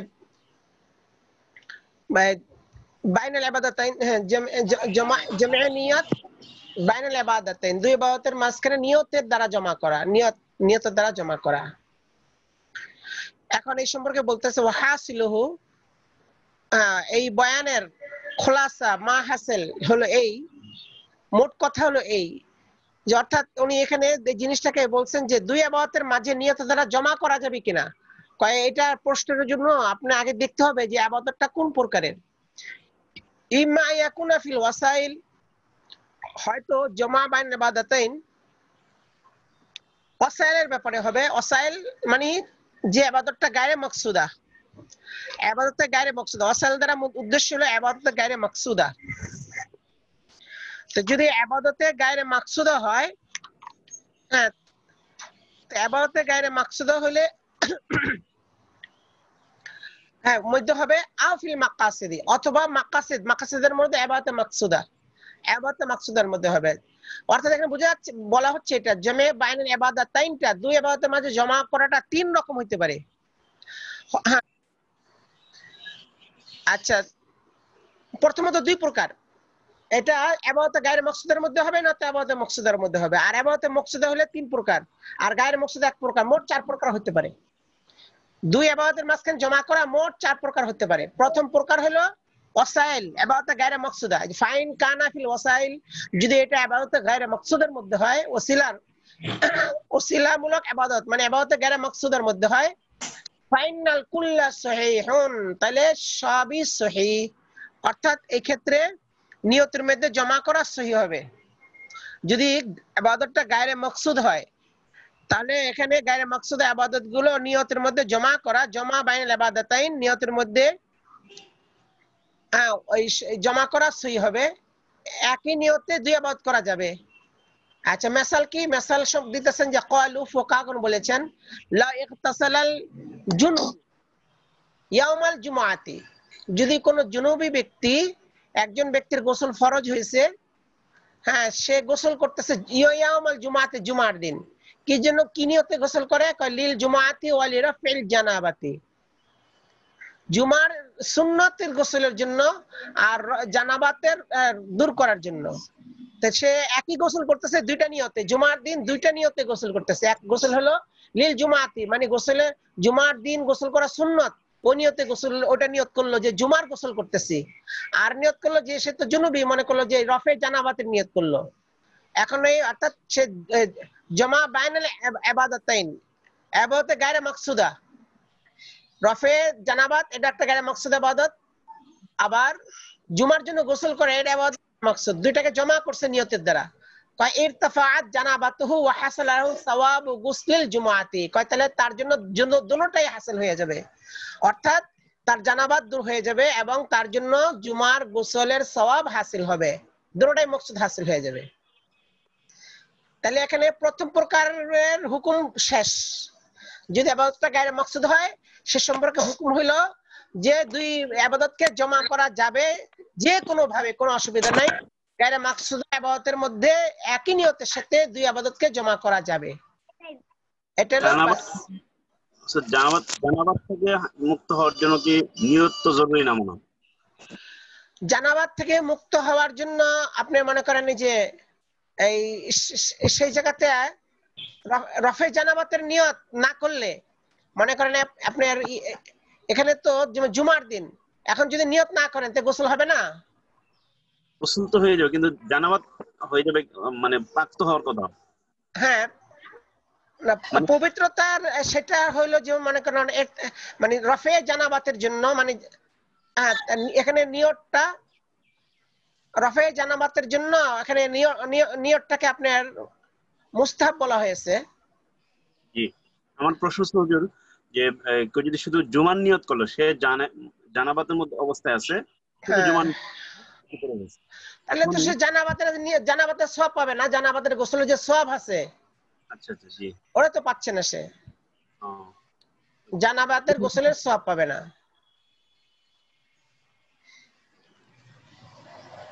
আচ্ছা, তাহলে জানাবাতের গোসলের সওয়াব আবার জুমার গোসলের সওয়াব দুটোটা পাওয়ার জন্য তার কি করতে হবে? নিয়ত করতে হবে। নিয়তের দ্বারা তার দুটোটা আদায় হবে। রফে জানাবাত যে একটা শরীয়তের আমল, এটাও আদায় হবে, হ্যাঁ, তারপরে আবার গোসলুল জুমা এটাও আদায় হবে। এই দুটোটা নিয়ত তার আদায় হবে। ওয়াইন কানা ফিল মাকাসিদ, আর যদি মাকাসিদের মধ্যে হয়, মানে ইবাদতে মাকসুদের মধ্যে হয়, যদি ইবাদতে মাকসুদার ক্ষেত্রে আপনার এই জমা করে দুই ইবাদত, তাহলে কি হুকুম? কয় সেটা তিন প্রকার হতে পারে। প্রথমত তিন প্রকার, দুই ফরজের মাঝে জমা করা, অথবা দুই নফলের মাঝে জমা করা, অথবা এক ফরজ এক নফলের মাঝে জমা করা। তাহলে ইবাদতে মাকসুদের মধ্যে জমা করার মধ্যে প্রথম তিনটা সূরত, দুটোটা হয়তো ফরজ, অথবা দুটো ইবাদত নফল, অথবা একটা ফরজ একটা নফল। এটা বলতেছে ফাইম্মা আইয়ান বিয়া ফারজাইন, সেটা হয়তো এমন হবে যে সে দুই ফরজের নিয়ত করলো একসাথে, আও নাফলাইন, অথবা দুই নিয়ত নফলের নিয়ত করলো একসাথে, আও ফরজান ওয়া নাফলান, অথবা তৃতীয় সূরত হলো যে একটা ইবাদত ফরজ একটা ইবাদত নফল এর নিয়ত করলো। তো তিন সূরত হতে পারে, আগে এক সূরত আর তিন সূরত, মোট চার সূরত হয়। আচ্ছা, তো প্রথমের হুকুম তো যে গায়রে যদি মানে ওসিলা হয়, অর্থাৎ যেটা গায়রে মাকসুদ ইবাদত, সেটা তো একই হুকুম, অর্থাৎ ওটা বিলকুল জায়েজ। আর যেটা মাকসুদ সেটার মধ্যে তিনটা ভাগ হইলো, দুটোটা ফরজ হবে দুটোটা নফল হবে, অথবা একটা ফরজ হবে একটা নফল হবে। এখন হলো প্রথমটা নিয়ে আলোচনা। প্রথম কোনটা? যে দুই ফরজের নিয়ত যদি করে তাইলে তার হুকুম কি, সেটা চলবে কিনা, জায়েজ হবে কিনা। এখন আম্মাল আউয়ালু রইল প্রথম সূরত, অর্থাৎ দুই ফরজের নিয়ত করছে। দুই ফরজের নিয়ত করলে সেখানে আবার তার একটা ভাগ আছে। কি ভাগ? ফালা ইয়াখলু ইম্মা আন ইয়াকুনা ফি সলাতি আও ফি গায়রিহা। এই দুই ফরজ হয়তো নামাজের ক্ষেত্রে হবে অথবা অন্য ক্ষেত্রে। নামাজের ক্ষেত্রে হলে একরকম হুকুম, অন্য ক্ষেত্রে হলে আরেক রকম হুকুম। যদি নামাজের ক্ষেত্রে হয় এরকম যে দুই ফরজ জমা করছে, ফাইন কানা ফি সলাতি, যদি নামাজের ব্যাপারে এমন হয় যে দুই নামাজকে এক নিয়তরা জমা করছে, কল্লাম তাসিহা ওয়াহিদাতুম মিনহুমা, দুই নামাজের কোন নামাজই সহি হবে না, দুটো নামাজ বাতিল হয়ে যাবে। কয় দুই নামাজ বাতিল হয়ে যাবে, সহি হবে না, এটার মিসাল কি? তার মিসাল দিয়েছে যে ক্বালা ফি সিরাজুল ওয়াহাজ, as-সিরাজুল ওয়াহাজ কিতাবের মধ্যে তার মুসান্নিফ রাহমাতুল্লাহ আলাইহি তিনি বলেছেন, লাউ নাওয়াজ সলাতাই ফারজিন, সলাতাই ফারজিন, লাউ নাওয়াজ সলাতাই ফারজিন, যদি কেউ ফরজ এর দুই নামাজের নিয়ত করে, এখানে সলাতাইনি ছিল, সলাতাইনি ফারজিন, এজাফতের কারণে নুন পড়ে গেছে, এই জন্য সলাতাই ফারজিন। যদি কেউ ফরজের দুই নামাজের নিয়ত করে, দুই নামাজ কেমনে? কাজ জোহরি ওয়াল আসরি, যেমন জোহর এবং আসর দুই নামাজের নিয়ত করলো। অর্থাৎ এখন মনে করেন জোহরের সময় সে মনে করলো যে জোহর আসর একসাথে পড়ে ফেলাই, তাহলে সফরে চলে যাব, এখন সফরে রওনা হব, এখন বাস মাঝখানে আর সমস্যা নাই, বাস আর আসর পড়া লাগবো না, জোহর এবং আসর দুটোটা একসাথে পড়ে ফেলাইলো। ওই যেমন করে নাকি জমা বাইনাল, আচ্ছা জমে তাকদিম হিসেবে যেমন আরাফার ময়দানে পড়া হয়, আরাফার ময়দান এটা তো হলো আপনার মুস্তাসনা, কারণ সেখানে জোহর এবং আসর একই সাথে পড়া হয়, কিন্তু অবশ্য আলাদা আলাদা পড়া হয়, এক নিয়তে পড়া হয় না ওখানে। কিন্তু এটা বেশ কম আছে মাসালা, ওখানে কিন্তু আলাদা আলাদা দুইটা নামাজ আলাদা আলাদা দুই নিয়তে পড়া হয়, কিন্তু এখানে কথা হচ্ছে একই নিয়তের সাথে। অর্থাৎ শুধু 4 রাকাত নামাজ পড়লো, এবং এই 4 রাকাত নামাজের মধ্যে জোহরের নিয়ত করলো, আসরও নিয়ত করলো, যে আমি জোহরও পড়তেছি আসরও পড়তেছি এই নামাজ দিয়েই। কয় লাম ইয়াসিহা ইত্তিফাকান, এই দুই নামাজের কোন নামাজ তার সহি হবে না। কেন? কয় দুই নামাজের, এখন সে যে দুই নামাজের নিয়ত করলো, এখন এই জায়গার মধ্যে দুই নামাজ একসাথে চলে না, কারণ প্রত্যেক নামাজ মুস্তাকিল, এই এবং কেউ কারোর চেয়ে কম না, এবং মর্তবা দিদার ডোনা বরাবর, এই জন্য এখানে তাদাকুল হইতে পারে না, একটা একটার মধ্যে ঢুকতে পারে না। এই নামাজটা কার হবে? অর্থাৎ এই যে নামাজটা পড়লো এটা তো মনে করেন 4 রাকাত নামাজ, 4 রাকাত নামাজ হলে একটা একটার মধ্যে ঢুকতে হবে। এখন কোন নামাজ ভিতরে ঢুকতে পারতেছে না, এই ঢুকতে না পারার কারণে বলছে লামে সিহা, এই জন্য তার নামাজই বাতিল হয়ে যাবে, ওয়াসফ বাতিল হয়ে যাবে, এই জন্য তার ইত্তেফাকান, এটা বিল ইত্তেফাকান মানে বিল ইত্তেফাক মানে কি? অর্থাৎ ইমাম আবু হানিফা, ইমাম মুহাম্মদ, আবু ইউসুফ, ইমাম মুহাম্মদ, ইমাম আবু ইউসুফ, ইমাম আবু হানিফা সবার নিকটে একই হুকুম যে তার নামাজ সহি হবে না, বাতিল। এখানে ইত্তেফাকানের জন্য বলছে, পরবর্তী মাসালায় এখানে ইখতিলাফের কথা আসতেছে, ওই জন্য বলছে যে এই কথার মধ্যে কোনো ইখতিলাফ নাই যে কোনো নামাজ সহি হবে না তাদের। নামাজের ক্ষেত্রে আর যদি নামাজের ক্ষেত্রে ছাড়া অন্য ক্ষেত্রে হয়, ওয়ালাউ নাওয়াফি সাওমি, যেমন নাকি রোজা, নামাজ ছাড়া অন্য ক্ষেত্রে যদি হয় তার হুকুম কি? যে অন্য ক্ষেত্রে নিয়ত করলো দুই ইবাদত একই সাথে, তার হুকুম কি?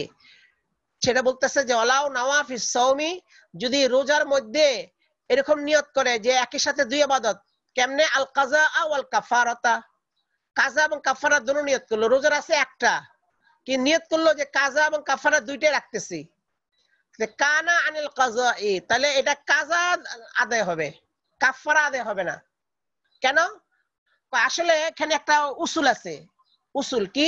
রোজার ক্ষেত্রে উসুল হইলো, মানে এক্ষেত্রে উসুল হইলো সে যে রোজা রাখছে, এখন সে যে দুইটা নিয়ত করছে, এই দুই নিয়তের মাঝে হ্যাঁ যদি একই বরাবর হয় দুটো নিয়ত, তাহলে তো খাটবে না, এখানে তখন যে কোনো একটা তার দিতে হবে, একটা যে কোনো একটা এখতিয়ার থাকবে এই শাইখের নিকটে। আর ইমাম আবু হানিফা নিকটে বলছে দুটোটা বাতিল হয়ে নফল হয়ে যাবে। কিন্তু এখন যদি এমন হয় যে একটা আরেকটাকে তর্জি দেওয়া যায়, মানে দুটো এক মর্তবার না, একটা একটা হচ্ছে কবি শক্তিশালী, কেন? তার সবব শক্তিশালী হওয়ার কারণে, সেই ক্ষেত্রে যেটা কবি ওইটা গ্রহণ করা হবে। কাজা এবং কাফারার মধ্যে কবি হইল কাজা, কারণ তার সবব হচ্ছে মজবুত, কারণ কাজার সবব হইল কাজার সববটা আল্লাহর দিকে ফিরছে। কারণ কাজা হলো ফরজ নামাজের পরিবর্তে করতে হয়, যে ফরজটা আল্লাহ স্বয়ং বান্দার উপরে ওয়াজিব করেন, ফরজ করছেন, কাজে এটার নিসবত হলো আল্লাহর দিকে। আর কাফারা যেটা, সেটা তো বান্দার কোনো কারণে কোনো কাফারা দিতে হয়, বান্দা কোনো অন্যায়ের কারণে, এটা বান্দার পক্ষ থেকে আসে। এই দুইটার মধ্যে যেন মজবুত হলো কাজা, এই জন্য কানাল কাজাই কাজার পক্ষ থেকে হবে, কাফারা পক্ষ থেকে হবে না। তো বুঝে গেল যে দুই নিয়ত করলে দুই নিয়ত রোজার মধ্যে খাটবে না, একটা চলবে। তবে একটা কোনটা চলবে? কাজা কাফারা দুইটা নিয়ত যদি করে তাহলে কাজার নিয়ত করতে হবে, কাফারা নিয়ত এখানে খাটবে না, কারণ যেটা কবি সেটা ধরতে হবে। এটা হলো শাইখাইনের মাযহাব, ইমাম আবু হানিফা, ইমাম আবু ইউসুফ। কিন্তু ইমাম মুহাম্মদ রাহমাহুল্লাহ বলেন ওয়াকালা মুহাম্মদ ইয়াকুনু তাতাবুআন, মুহাম্মদ বলেন যে না, এটা কাজাও হবে না কাফারা হবে না, বরং এটা নফল হয়ে যাবে। তবে নফল হওয়াটাও ইমাম মুহাম্মদের নিকটে নাও হওয়া উচিত, মানে বাতিল হওয়া উচিত নামাজের মতো, যে কোনোটাই হবে না। কারণ ইমাম মুহাম্মদের উসুল, একটা উসুল আছে, ওনার উসুল হলো ওয়াসফের বাতিলের দ্বারা আসল বাতিল হয়ে যায়। ইমাম মুহাম্মদ রাহমাতুল্লাহর উসুল এটা। সাহেবের নিকটে ওয়াসফের, শাইখের নিকটে ওয়াসফ বাতিল হওয়ার দ্বারা আসল বাতিল হয় না। এই জন্য কাজা এবং কাফারা এর মধ্যে আসল রোজাটা বাতিল হবে না। যদি কাজা কাফারা ওয়াসফ বাতিল হয়, আসল মানে রোজাটা বাতিল হবে না। এই রোজাকে সহি করার জন্য প্রথমে নফল সহি করার জন্য রোজার কারার দেওয়া হবে, এরপরে যেটা কবি সেটাকে সাব্যস্ত করা হবে, কবি হলো কাজা। কিন্তু ইমাম মুহাম্মদ বলেন যেহেতু ওয়াসফ বাতিলের দ্বারা আসল বাতিল হয়ে যায়, তো তার মাযহাব অনুযায়ী রোজা না হওয়া উচিত, যে রোজা আদায় হবে না। কিন্তু কিছু ক্ষেত্রে কিছু ইবাদতকে তিনি ইস্তেসনা করছেন তার কায়দার থেকে, তার মধ্যে একটা হচ্ছে রোজা। ইস্তেসনা করছেন যে ওয়াসফ দ্বারা আসল বাতিল হয়ে নফল হয়ে যাবে, মানে একবারে বাতিল হবে না, নফল হবে। এই জন্য বলছে ইয়াকুনু তাতাবুআন, রোজাটা নফল হয়ে যাবে, কারণ এটা হিসেবে তার মানে মাযহাব অনুযায়ী বাতিল হওয়ার কথা ছিল। তবে এই কয়েকটা মাসালা এই বাতিল হওয়ার থেকে ইস্তেসনা, তার মধ্যে একটা হচ্ছে রোজা। এই রোজাটা বাতিল হবে না, নামাজ হলে বাতিল হয়ে যাবে। এই জন্য বলছে ইত্তেফাকান, ওই নামাজের ক্ষেত্রে, অর্থাৎ শাইখাইন আর মুহাম্মদ সবার নিকটে বাতিল। কিন্তু রোজার ক্ষেত্রে মুহাম্মদরা বলেন যে বাতিল হবে না, এটা নফল হিসেবে থাকবে। ইমাম মুহাম্মদুল্লাহ কি করছেন? ইস্তেসনা করছেন কয়েকটা ইবাদতকে তার ওই কায়দার থেকে। আচ্ছা, তাহলে বুঝলাম যে যদি মজবুত কবি আর জয়ীফ মানে গায়ের মানে এই দুইটা ইবাদতের মধ্যে যদি এরকম নিয়ত করে একসাথে, তাহলে কবিটার আকওয়া যেটা শক্তিশালী সেটাই গ্রহণীয় হবে, আর অন্যটা বাদ যাবে। আচ্ছা, আর যদি দুটোটা সমান হয়, এই যে সেটা সামনে বলতেছে ওয়াই নাওয়া কাফারাত জিহারি ওয়া কাফারাতুল ইয়ামিন, যদি নিয়ত করে কাফারায়ে জিহার এবং কাফারায়ে ইয়ামিনের, তে কাফারা দুটোটা কাফারা, জিহারেরও কাফারা ইয়ামিনেরও কাফারা, তে কাফারা হিসেবে দুটোটা বরাবর। কাই ইয়াজআলুহু লিআইহিমা শাআ, এই রোজাকে যে কোনো একটার জন্য বানাবে, হয়তো জিহার না কাফারা, দুইটার জন্য হবে না। আচ্ছা, কেন কয়? যেহেতু কাফারায়ে জিহার কাফারায়ে ইয়ামিন, এখানে তরজিহ দেওয়া যায় না কোনোটা একটা, কারণ দুটোটা সমান। এই সমান হওয়ার কারণে এখন কাজে এই যেহেতু সে দুটোটা এখন নিয়ত করছে এই জন্য তার ওয়াসফ বাতিল হয়ে যাবে, অর্থাৎ জিহার ইয়ামিন দুটোটা হবে না, নফল হবে। আর নফলের সময় যদি সে একটা নিয়ত করে জিহার বা কাফারা বা ইয়ামিনের নিয়ত করে, তাহলে তার নিয়ত আদায় হয়ে যাবে। তবে ওই নিয়তটা ওই পর্যন্ত যে পর্যন্ত তার ওই মালটা বাকি থাকে তার নিজের হাতে, অথবা যাকে দিছে গরিব সে গরিবের হাতে যেন বাকি থাকে। যদি মাল দেওয়ার পরে গরিব যদি সে মালটা খায় ফেলায়, হ্যাঁ, তাইলে কিন্তু অথবা রোজার ক্ষেত্রে মনে করেন এখন নাওয়া কাফারাত জিহার কাফারাতুল ইয়ামিন রোজার ক্ষেত্রে ওই যদি এটা কখন হবে, যদি সুযোগ থাকে, অর্থাৎ দেখা গেল যে রোজা শুরু করে নাই আগেই, মানে শুরু করার আগে যদি কিছু অংশ শুরু করে ফেলায়, তাহলে কিন্তু একটা নিয়ত করলে আরেকটা হবে না। এই জন্য এই সুযোগ নিয়তটা কখন থাকবে, যে রোজা শুরু করার আগে। এই জন্য শুরু করার আগে যে কোনো একটা নিয়ত করতে পারবে, কিন্তু যদি শুরু করে ফেলায় তাহলে আপনি এটা নফল হয়ে যাবে, কোনটা জিহার হবে না, কাফারা হবে না। তো জিহার বা কাফারা লিআইহিমা শাআ কইছে যে একটা জন্য বানাবে কখন, ওই পর্যন্ত যখন তার কোন রোজার একটা অংশ যেন আদায় না করে ফেলায়, এর আগে নিয়ত করে ফেলতে হবে। কিন্তু ইমাম মুহাম্মদ আগের মতই বলতেছেন এখনো তাতাবুয়ান, এটা নফল হবে, কারণ তার নিকটে আসলে তো ওয়াসফ বাতিল হওয়ার আসলে বাতিল হয়ে যায়, তবুও কিছু ইস্তিসনার মাসালা ইস্তিসনা করছেন, তার মধ্যে এটা রোজা, এই জন্য রোজাটা নফল হবে। কাফারা জিহার কাফারা ইয়ামিনের উদ্দেশ্য হলো রোজা, এই রোজাটা নফল হিসেবে সাব্যস্ত হবে। তেমনি ভাবে ওয়ালাউ নাওয়া যাকাতা ও কাফারাত জিহার, কিন্তু কাফারা জিহারের মধ্যে এবং যাকাত, এখানে সাদকা অর্থাৎ সদকা করছে, সদকাটা কাফারা জিহার এবং কাফারা এবং যাকাত দুটোটা নিয়ত করছে। আগে তো রোজার ক্ষেত্রে গেছে যে মানে কাফারা জিহার আর কাফারা ইয়ামিন, আর এখন হলো কি সদকার মধ্যে, অর্থাৎ কাফারা সদকা আদায় করে যাকাতের নিয়ত করছে, আবার কাফারাতে জিহারও নিয়ত করছে। কয় জাআলাহু আন আইহিমা শাআ, তে সদকা যে কোনো একটা বানাইতে পারে, কারণ যাকাত আর কাফারা জিহার দুটোটাই ফরজ, ফরজ হিসেবে দুটোটা সমান, কেউ কারো উপরে কবি না, এই জন্য যে কোনো একটার কারার দিতে পারে। কিন্তু এই কারার ততক্ষণ দিতে পারে যতক্ষণ পর্যন্ত মালটা তার হাতে থাকবে অথবা গরিবের হাতে থাকবে, খরচ না করবে। যদি খরচ করে ফেলায় তাহলে কিন্তু আর এই যে পরে আর নিয়ত চলবে না, তখন নফল হয়ে যাবে। তার এখতিয়ার থাকবে নিজের হাতে বা গরিবের হাতে থাকা পর্যন্ত, যদি খরচ করে ফেলায় তখন নফল হয়ে যাবে, তখন আর নিয়ত চলবে না। আচ্ছা, ওয়ালাউ নাওয়া যাকাতা ও কাফারাতুল ইয়ামিন, কিন্তু যদি নিয়ত করে যাকাত আর কাফারাতুল ইয়ামিনের, তাহলে ফাহুয়া আনিজ যাকাত, যাকাত থেকে হবে। যদি সদকা দিয়া কাফারায়ে জিহার আর যাকাত এটা কিন্তু সমান বরাবর, কিন্তু কাফারায়ে ইয়ামিন আর যাকাত এটা সমান না। কাফারায়ে ইয়ামিন এটা হচ্ছে দুর্বল ধরনের, আর যাকাত এটা হচ্ছে সবল। এই জন্য এই যাকাতের তরজি হবে, কাফারায়ে ইয়ামিন তরজি হবে না। এই যে ফাহুয়া আনিজ যাকাত, এটা যাকাতের পক্ষ থেকে আদায় হবে। এখন তেমনি ভাবে ওয়ালাউ নাওয়া মাকতুবাতান ওয়া সালাতা জানাজাতিন, যদি কেউ ফরজ নামাজের নিয়ত করে আবার জানাজার নামাজও নিয়ত করে, মানে নামাজ এখন শুরু করব, হ্যাঁ একসাথে দুটো নিয়ত করলো যে জোহরের নামাজ পড়তেছি এবং জানাজার নামাজ পড়তেছি, মনে করেন ওখানে জানাজা আসছে, তো দুটো নিয়ত করলো, ফাহিয়া আনি মাকতুবাতি, কয় তার নিয়তটা মাকতুবা মানে ফরজ নামাজের ক্ষেত্রে হবে, কারণ এটা তরজি বেশি জানাজার নামাজের চেয়ে। এখন কয় যে আসলে এই ক্ষেত্রে কোনটা তরজি দিব, কোনটা বাতিল করব, কোনটা কোন একটা করা যাবে, এর মধ্যে আসলে কায়দা কুল্লিটা কি, এই কায়দা কুল্লির সামনে বয়ান করতেছে যে ওয়াকাদ যাহারা বিহাজা, এই আলোচনার দ্বারা প্রকাশ পেয়েছে কি আন্নাহু ইদা নাওয়া ফরজাইনি, যখন কেউ দুইটা ফরজের নিয়ত করবে, ফাইন কানা আহাদুহুমা আকওয়া, যদি দুই ফরজের মধ্যে কোন এক ফরজ বেশি শক্তিশালী হয়, ইনসরাফা ইলাইহি, তাইলে সেই ফরজের দিকে চলে যাওয়া হবে, অর্থাৎ ওই ফরজটাই আদায় হবে। কয় উদাহরণ কি, কয় যেমন ফাসাউমুল কাযাই আকওয়া মিন সাওমিল কাফফারাতি, কাজা রোজাটা কাফফারা রোজার চেয়ে বেশি শক্তিশালী। এইজন্য কেউ যদি কাজার রোজা আর কাফফারা রোজার নিয়ত করে, তাহলে কাজা রোজা আদায় হবে, কাফফারার রোজা আদায় হবে না। আর যদি ওয়াইন ইস্তাওয়িয়া, হ্যাঁ ওয়াইন ইস্তাওয়ায়া, যদি দোনো ফরজ এক বরাবর হয়, মানে কোনটা একটা আকওয়া একটা দুর্বল এরকম না, দুটোটা এক সমান পর্যায়ের কবি, ফিল কুওয়াতি শক্তির মধ্যে দুটোটা সমান, তাইলে দেখতে হবে এটা কি নামাজ নাকি সাদকা, কোন ব্যাপারে। ফাইন কানা ফি সওম, যদি সে রোজার ব্যাপারে হয়, ফালাহুল খিয়ারু, তাহলে তার ইখতিয়ার হবে, অর্থাৎ যে কোনো একটা গ্রহণ করতে পারবে। যেমন কাফারাতে জিহার ও কাফারাতুল ইয়ামিন, কাফারায়ে জিহার কাফারায়ে ইয়ামিন, এই রোজার ক্ষেত্রে এরকম দুটোটা নিয়ত করলে সে যে কোনো একটা করতে পারে, বাস যে কোনো একটা তার ইখতিয়ার থাকবে যতক্ষণ পর্যন্ত রোজাটা শুরু না করা হবে, কিছু অংশ আদায় না করা হবে। ওরকম ওয়াকাজা যাকাত ও কাফারাতু জিহার, যাকাত এবং কাফারায়ে জিহার এটা এক বরাবর, একই সমান পর্যায়ের,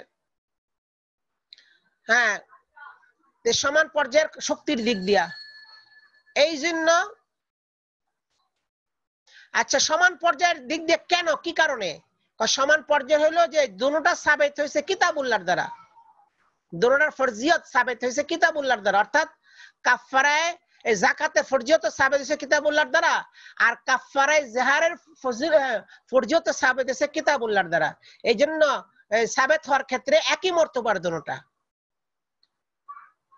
কিন্তু কাফারায়ে ইয়ামিন এটা এরকম না। কাফারায়ে ইয়ামিন এটা তো মনে করেন হাদিসের মাধ্যমে এটা সাবিত হয়েছে, এই জন্য এটা একটু নিম্ন দরজায়। এই যে এটা বলতেছে আর কি যে এই ক্ষেত্রে কাফারায়ে জিহার কাফারায়ে ইয়ামিন দুটোটা একই বরাবর, এই জন্য তার ইখতিয়ার থাকবে, যে কোনো ইখতিয়ার করতে পারবে রোজার ক্ষেত্রে। ওয়াকাজা যাকাত ও কাফারাতু জিহার, কাফারায়ে জিহার এবং যাকাত একই পর্যায়ের, এই জন্য যাকাত আদায় করে বা সদকা দিয়ে যাকাতের নিয়ত বা কাফারায়ে জিহার যে কোনো একটা নিয়ত করতে পারবে, কিন্তু নিয়তটা ততক্ষণ পর্যন্ত করতে পারবে যতক্ষণ পর্যন্ত মাল তার হাতে আছে অথবা গরিবের হাতে আছে, যার কাছে দিছে সে এখনো খরচ করে নাই, ওই পর্যন্ত নিয়ত করা যাবে। খরচ করা হলে আর নিয়ত চলবে না। ওয়াম্মা যাকাতু মাল কাফারাতুল ইয়ামিন, কিন্তু যাকাতকে কাফারায়ে ইয়ামিনের সাথে যদি নিয়ত করে জমা করে তখন ওখানে কিন্তু ফাস যাকাত আকওয়া, যাকাত বেশি কবি হবে, কারণ যাকাত কোরআনের দ্বারা সাব্যস্ত হয়েছে আর কাফারায়ে ইয়ামিন তো হাদিসের মাধ্যমে। এই জন্য ওই ক্ষেত্রে আকওয়া বেশি যাকাত। এই জন্য যাকাতের ওই ক্ষেত্রে আর দুটোটার যে কোনো একটা ইখতিয়ার থাকবে না, যাকাতটাই নিয়তের মধ্যে সাব্যস্ত হয়ে যাবে। তো এটা কায়দা কুলিয়ে বয়ান করে দিল একটা মোটামুটি ভাবে। এটা গেল কি সাদাকা এবং রোজা নিয়া। আর যদি নামাজ হয়, ওয়াম্মা ফিস সালাতি, রইল নামাজের বর্ণনা, নামাজের ক্ষেত্রে ফায়ুকাদ্দামুল আকওয়া আইজান, নামাজের মধ্যে আকওয়া যেটা শক্তিশালী তাকে মুকদ্দম করা হবে। এই জন্য ওয়ালিজা কদ্দামনাল মাকতুবাতা আলা সালাতিল জানাজাতি, আমরা ফরজ নামাজকে জানাজার নামাজের উপরে মুকদ্দম করে দিছি, কারণ দুটো নিয়ত যখন করছে একই সাথে, তো মাকতুবা ফরজ নামাজের মর্তবা বেশি জানাজা নামাজের চেয়ে, এটা কবি বেশি, এই জন্য ফরজ নামাজটাকেই এখানে মুকদ্দম করা হয়েছে, তরজিহ দেওয়া হয়েছে। আর এই জন্যই ওয়ালিজা ক্বালা ফি সিরাজুল ওয়াহাজ, আরেকটা মেসাল দিতেছে, সিরাজুল ওয়াহাজের মধ্যে বলা হয়েছে লাউ নাওয়া মাকতুবাতাইনি, যদি কেউ দুই ফরজ নামাজের নিয়ত করে, ফাহিয়া লিল্লাতি দাখালা ওয়াক্তুহা, তাহলে এই নামাজটা ওই নামাজের জন্য হবে, এই নিয়তটা ওই নামাজের জন্য হবে যে নামাজের ওয়াক্ত দাখিল হয়েছে। অর্থাৎ একজনে মনে করেন দুই মাকতুবার নিয়ত করলো, দুই মাকতুবা মানে কি দুই ওয়াক্ত, দুই ওয়াক্ত নিয়ত করলো জোহর এবং আসর, কিন্তু ওই টাইমটা হলো আসরের, তাহলে আসরের জন্য এই নামাজটা গ্রহণীয় হবে। অথবা মনে করেন মানে জোহর এবং আসরের নিয়ত করলো, কিন্তু টাইমটা হচ্ছে জোহরের, মানে জোহরের টাইম দাখিল হয়েছে, ওই টাইমে জোহর এবং আসরের, তো ওই টাইমে দুই মাকতুবের নিয়ত করছে, ফাহিয়া লিল্লাতি দাখালা ওয়াক্তুহা, যার ওয়াক্ত দাখিল হয়েছে সেটাই ধরতে হবে এখানে, কাজেই অন্যটা এখানে হবে না। আর ওয়ালাউ নাওয়া ফাইতাতাইনি ফাহিয়া লিল উলা মিনহুমা, আর যদি কাজা হয় দুটোটা, অর্থাৎ গতকালের জোহর এবং গতকালের আসর, অথবা মানে অর্থাৎ তার আজকে জোহর আসর কাজা হয়ে গেছে, মাগরিবের টাইমে উপস্থিত, এখন এই জোহর এবং আসর এই দুই নামাজের নিয়ত একসাথে করলো মাগরিবের পরে, ফাহিয়া লিল উলা মিনহুমা, কয় এই দুইটার মধ্যে প্রথমটা জোহরের জন্য আদায় হবে। কেন? কয় যেহেতু তরতিবের মধ্যে যায় আগে জোহর নামাজ আদায় করতে হবে, নাহলে আসর আদায় হবে না। তরতিবের হুকুম হলো আগে জোহরে আদায় করবে, জোহরে আদায় করার পর তারপরে সে আসর আদায় করবে, এই জন্য তরতিবের কারণে জোহরের নামাজ তার জন্য এটা হয়ে যাবে। আর যদি ওয়ালাউ নাওয়া ফায়দাতান ওয়াক্তিয়াতান, একটা ফায়দা নামাজ মানে কাজা নামাজ, একটা ওয়াক্তি নামাজ নিয়ত করছে, অর্থাৎ তার আসরের টাইমে নামাজ পড়তেছে কিন্তু জোহর পড়ে নাই, সে নিয়ত করলো কি জোহরের 4 রাকাত এবং বর্তমান আসরের 4 রাকাত পড়তেছি, ঠিক আছে? তো নিয়ত করলো ফায়তাতান, অর্থাৎ জোহর পড়ে নাই, জোহরের নিয়ত করলো, ওয়া ওয়াক্তিয়াতান এবং ওয়াক্তি নামাজ আসরের নামাজ নিয়ত করলো। তো দুই নামাজের ফাহিয়ালিল ফায়তাতে, এই নামাজটা ফায়তা নামাজের জন্য হবে, অর্থাৎ জোহরের জন্য হবে। কেন? যেহেতু তরতিবের মধ্যে নিয়ম হলো যে আগে জোহর আদায় করবে তারপরে আসর আদায় করবে, এই তরতিবের কারণে সে নামাজটা জোহরের হয়ে যাবে, আসর হবে না।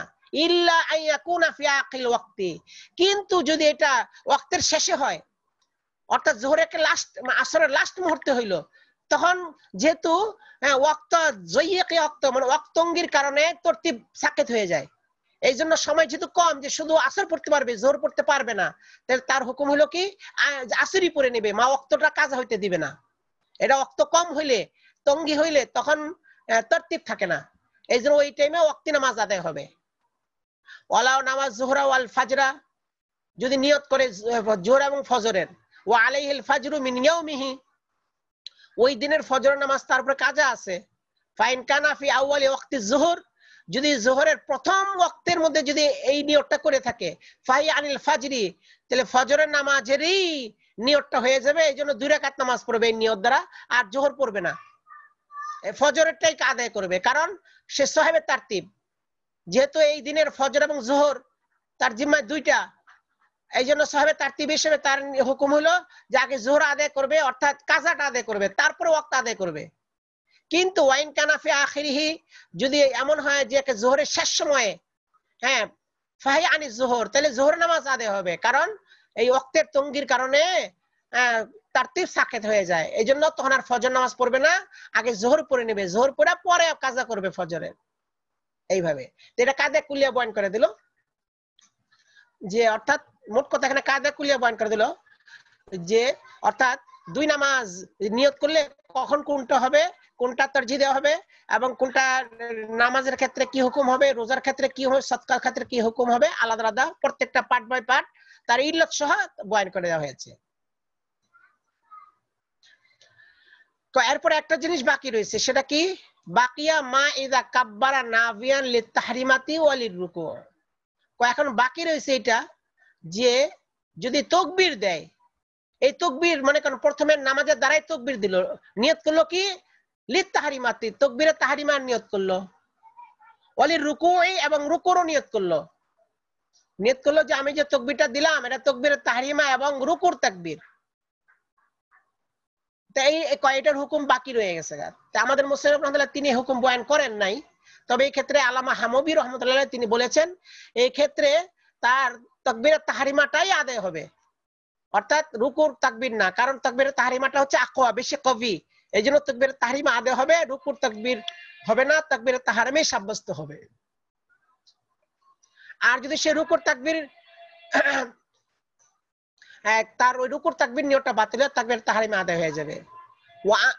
আচ্ছা, আরেকটা সুরত বাকি আছে, ওয়ামা ইযা তাফা লিল ফারজি ওয়াল বিদাই, যদি কেউ তাওয়াফ করে ফরজের জন্য এবং বিদায় তাওয়াফ, ফরজের জন্য মানে তাওয়াফে জিয়ারত, ফরজ তাওয়াফ হচ্ছে তাওয়াফে জিয়ারত, আর বিদায় মানে তাওয়াফে বিদা, নিয়ত করছে তাওয়াফ করছে একটা, নিয়ত করছে দুইটার, তাওয়াফে জিয়ারত আর তাওয়াফে বিদা। তাওয়াফে জিয়ারত তো হলো ফরজ, তাওয়াফে বিদা হচ্ছে ওয়াজিব, এখন একই তবে দুটো নিয়ত করছে, এই মাসলাটা রয়ে গেছে, বয়ান করা হয় নাই। এখন এই সম্পর্কে আল্লামা হাবিবি রহমতুল্লাহ বলেছেন যে এই ক্ষেত্রে তার ওই ফরজ তওয়াফ আদায় হবে, তাওয়াফে জিয়ারত আদায় হবে, তাওয়াফে বেদা আদায় হবে না, আর তাওয়াফে বেদা আদায় না করার কারণে তার উপরে দম ওয়াজিব হবে, তার দম দিতে হবে, যে তাওয়াফে বেদা যে আদায় করলো না এই জন্য তার দম দিতে হবে, কিন্তু তার ফরজ মানে ওই ফরজ তাওয়াফ তার আদায় হয়ে যাবে এই তাওয়াফের দ্বারা।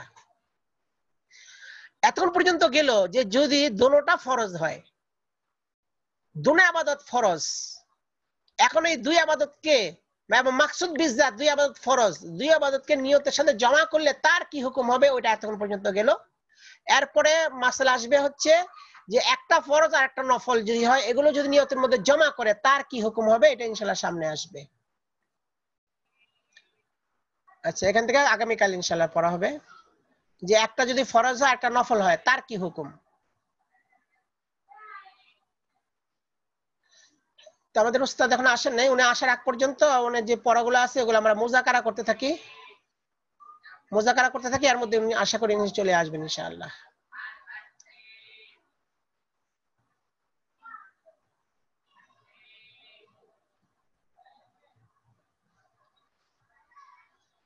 হুজুরের পড়ার মধ্যে কালকে কি পড়া ছিল?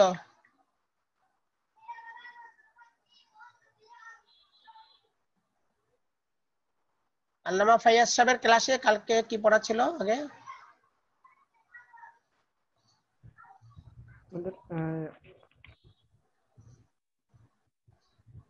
গত সোমবার পিছনের কিছু পড়া আলোচনা হয়েছিল এবং আজকে থেকে নতুন পড়া শুরু হওয়ার কথা।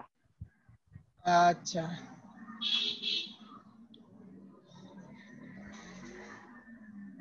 কি পড়া ছিল, কোন ব্যাপারে? এটা ছিল হলো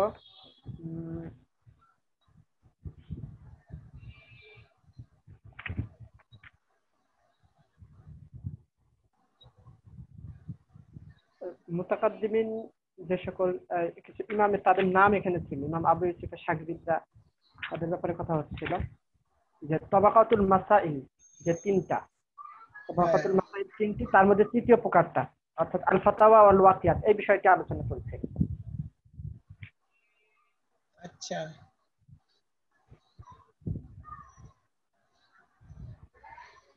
আচ্ছা, ওই বিষয়টা একটু তাকড়া করতে থাকেন, হুজুর আসার আগ পর্যন্ত আয়সা পড়বেন হুজুর, আশা করি। নিজেরা মুযাকারা করতে থাকেন, তাকড়া করতে থাকেন, সবাই শুনুক, একজন বলেন সবাই শুনতে থাকেন।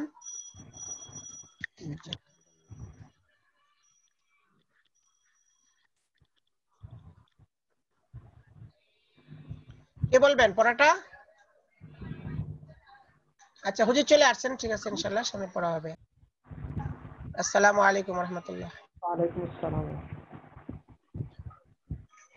আসসালামু আলাইকুম ওয়া রাহমাতুল্লাহি ওয়া বারাকাতুহু। আসসালামু ওয়া রাহমাতুল্লাহি ওয়া বারাকাতুহু।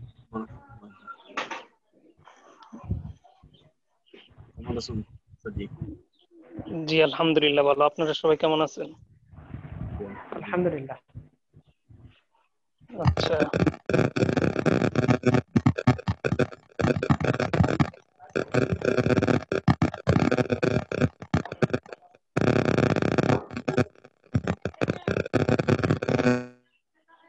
কোন সমস্যা হচ্ছে? সাউন্ড আওয়াজ সব ঠিক আছে, ক্লিয়ার? জি ঠিক আছে আলহামদুলিল্লাহ। আচ্ছা, এখন একটু হ্যাঁ,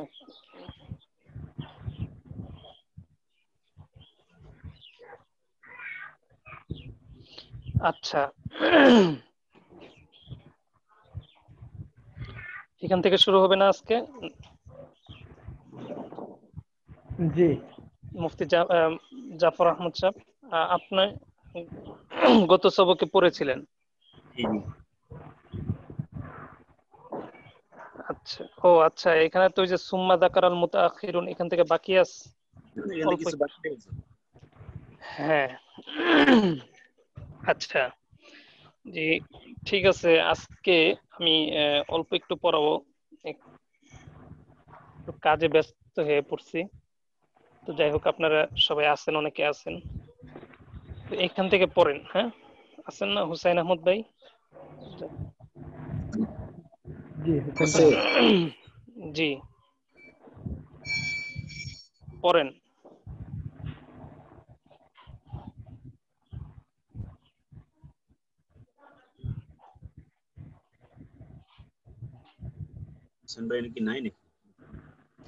আছে তো, পড়েন জাফর ভাই, পড়েন, বা একজন পড়েন, যে কোনো শুরু করেন।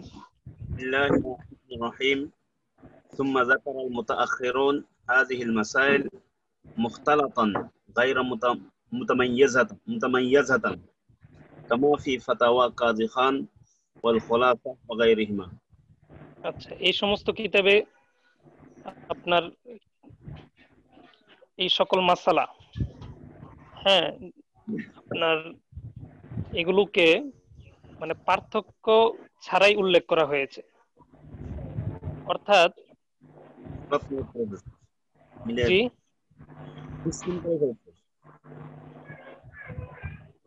আওয়াজ আসে কোত্থেকে?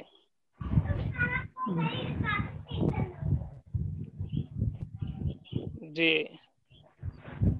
কার থেকে যেন আওয়াজ আসতেছে, মিউট করে রাখেন। শুধু জাফর ভাই আনমিউট রাখেন। আচ্ছা, তো আপনার এই যে মাসালাগুলো আছে, যে সকল মাসালা জাহিরুর রিওয়ায়াতে আছে এবং নাওয়াদিরুর রিওয়ায়াতে আছে, কিতাবুন নাওয়াজিল, এই সমস্ত মাসালাগুলোকে কোনো পার্থক্য ছাড়াই এই কিতাবগুলোতে এখানে উল্লেখ করা হয়েছে, কোনো পার্থক্য এখানে রাখে নাই। এরপরে ওয়ামাইয়াযা বা'দুহুম, আবার কেউ কেউ এটাকে পার্থক্য করে আলাদা করে উল্লেখ করেছেন, কামা ফি কিতাবিল মুহিত নি রাদিয়ানা রিদাদ্দিন আস-সারাখসি فإنه ذكر أولا مسائل الأصول ثم النوادر ثم الفتاوى ونعم ما فعل। ইমাম রজি উদ্দিন, হ্যাঁ, ইমাম রজি উদ্দিন সারাখসি রহিমাহুল্লাহ, উনার ওয়াফাত হলো 551 হিজরি। উনার কিতাব আল মুহিত, কিতাবুল মুহিত কার লেখা?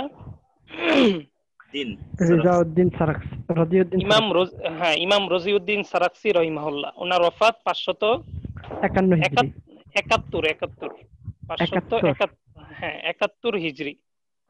জি। আল মুহিতুর রেজাবি, এটাও বলা হয় আল মুহিতুর রেজাবি, ঠিক আছে? জি। আচ্ছা,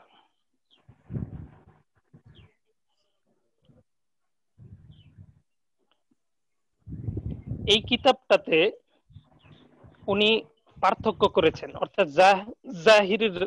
জাহিরুর রিওয়ায়াত এবং রিওয়ায়াতে নাদিরা এবং ফাতাওয়ায়ে মাশায়েখের মধ্যে, অর্থাৎ আল ফাতাওয়া ওয়াল ওয়াকিআত, তৃতীয় স্তরে আমরা হানাফি মাযহাবের কিতাবাদির যে স্তর আমরা পড়েছি মাসলা মাসাইলের তাবাকাতুল মাসাইল, এটাকে তিনি এই কিতাবের মাঝে এখানে পার্থক্য রেখে এরপর এই কিতাবে উল্লেখ করেছেন। অর্থাৎ প্রথমে জাহিরুর রিওয়ায়াতের মাসালা এনেছেন, এরপরে রিওয়ায়াতে নাদিরার মাসালা এনেছেন, এরপরে মাশায়েখ কেরামের ফতোয়া, ঠিক আছে? আল ফাতওয়া ওয়াল ওয়াকিআত এই শিরোনামে আমরা যা পড়েছি, এই ফতোয়াগুলো তিনি এনেছেন, তিনি পার্থক্য করেছেন। প্রত্যেকটিকে তিনি আলাদা আলাদা উল্লেখ করেছেন, ঠিক আছে? এই কারণে এই কিতাবটার মর্যাদা অনেক, মানে এই কিতাবটার মানে আহাম্মিয়ত এবং এই কিতাবটার আপনার এই কিতাবের মাঝে বিশেষভাবে এই বিষয়টা ইহতেমাম করা হয়েছে। আচ্ছা, এরপরে ওয়ালাম আন্না নাসখাল মাবসুতি আল মারউয়ি, না ফাইন্নাহু যাকারা, এটা পড়ছেন? জি, ফাইন্নাহু যাকারা আওয়ালান মাসাইল আল উসুল সুম্মা নাওয়াদির সুম্মা আল ফাতাওয়া। আচ্ছা, এইভাবে ধারাবাহিকতার সাথে তিনি এনেছেন ইমাম রজিউদ্দিন সারাখসি রহিমাহুল্লাহ, ঠিক আছে? আচ্ছা, এরপরে আমাদের এখান থেকে আল মাবসুদ কিতাব সম্পর্কে এখানে বলা হচ্ছে। তো এই মাবসুদ কিতাব সংক্রান্ত আলোচনা আপনাদেরকে আমি শুরুতে মনে হয় করেছিলাম কিছু, সেই আলোচনাগুলো কি আপনাদের মনে আছে কিনা আমি জানি না। আমি এই অধ্যায়টা শুরু করার আগে আমি এই অধ্যায়ের আলোচনাগুলো আমি প্রারম্ভিক আলোচনা হিসেবে আলোচনাগুলো করেছিলাম, সেগুলো মনে আছে কিনা? মাবসুদ কিতাব, এটার সম্পর্কে একটা ঘটনা বলেছিলাম, সেটা মনে আছে? এক ইহুদি যে এই কিতাব দেখে তিনি মুসলমান হয়ে গেছেন। জি জি জি মনে আছে। জি জি। তিনি কি বলেছিলেন? তিনি বলেছিলেন যে হলো এই ছোট মুহাম্মাদের কিতাব যদি এত সুন্দর হয় তাহলে বড় মুহাম্মাদের কিতাব কতই না সুন্দর হবে। হাদা কিতাবু মুহাম্মাদিকুমুস সগীর ফাকাইফা কিতাবু মুহাম্মাদিকুমুল কাবীর। মুহাম্মাদিকুমুল কাবীর অথবা হাদা কিতাবু মুহাম্মাদিকুমুল আকবার ফাকাইফা আসগার ফাকাইফা কিতাবু মুহাম্মাদিকুমুল আসগার। হ্যাঁ, তাহলে ছোট মুহাম্মাদের কিতাব যদি এত সুন্দর হয়, না জানি বড় মুহাম্মাদের কিতাব কতই না চমৎকার। অর্থাৎ কোরআনে কারীম এটার উপর তার একটা বিশ্বাস চলে আসে এই মাবসুত কিতাব দেখে। তো এই মাবসুত কিতাব এটা খুব গ্রহণযোগ্য একটা কিতাব। তো জহিরুর রিওয়ায়াতের এর মধ্যে থেকে সম্ভবত প্রথমে এই কিতাবটা ইমাম মুহাম্মদ রহিমাহুল্লাহ উনি রিওয়ায়াত করেছেন, তাই না? জি জি। আচ্ছা,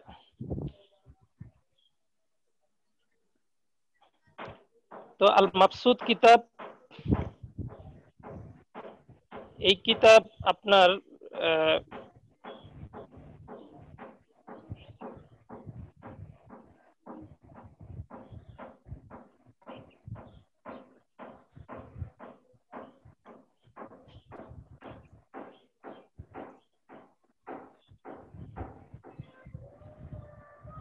আচ্ছা, তাহলে এই অধ্যায় আমরা আগামীকাল শুরু করি। হ্যাঁ জি ইনশাআল্লাহ। ঠিক আছে, এখানে আমি আগামীকাল থেকে এখান থেকে শুরু করি, আর কালকে ইনশাআল্লাহ হবে। আজকে এই পর্যন্তই থাকুক। ঠিক আছে, আর প্রত্যেকটা কিতাব এগুলো কোন কোন নুসখা কোথায় পাওয়া যায়, জহিরুর রিওয়ায়াতের যে 6টা কিতাব আছে, হ্যাঁ এগুলো সম্পর্কে আপনারা জানছেন কিছু?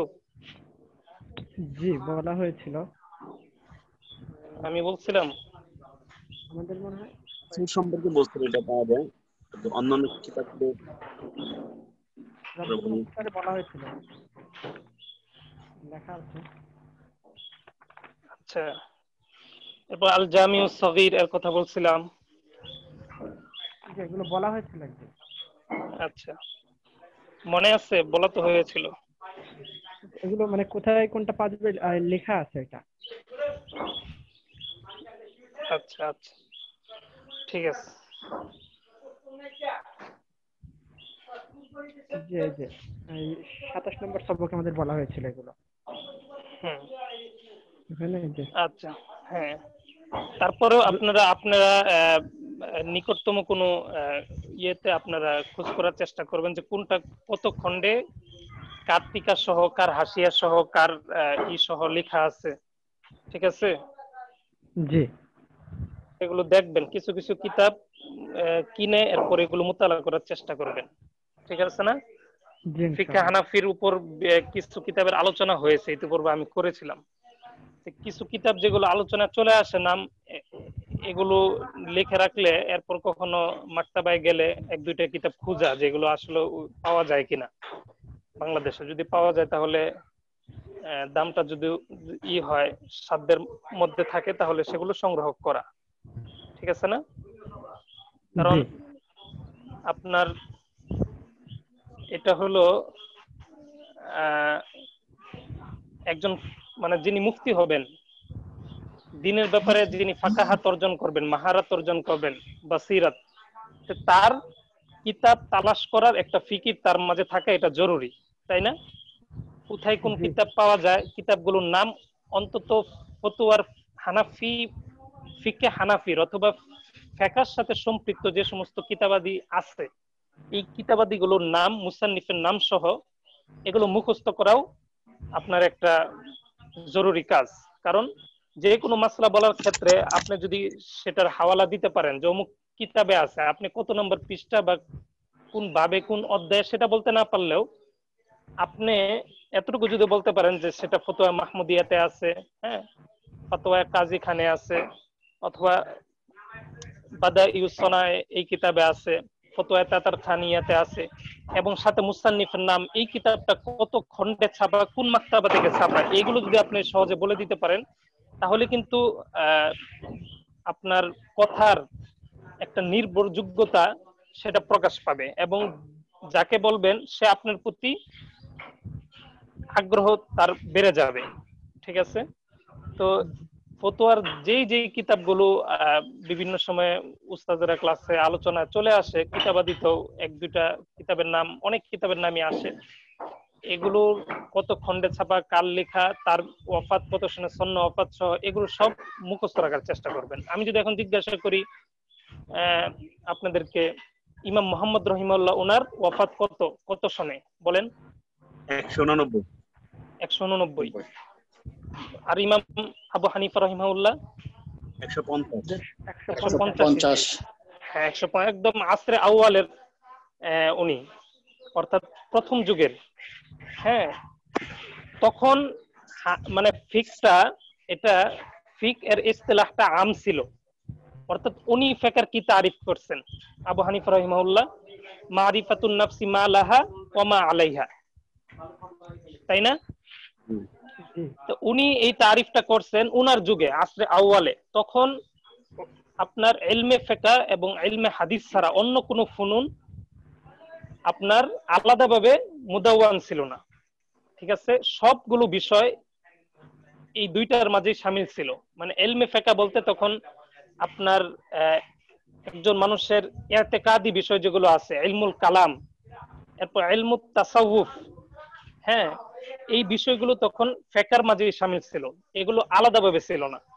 পরবর্তীতে আহকামে শারঈয়া অর্থাৎ ইলমে জাহের, শরীয়তের বিধিবিধান, এগুলো আপনার কি বলে ফিকহের মধ্যে শামিল। আর আপনার ইতিকাদিয়াত, আখলাকিয়াত, হ্যাঁ, আখলাকিয়াত মানে ইলমুত তাসাউফ,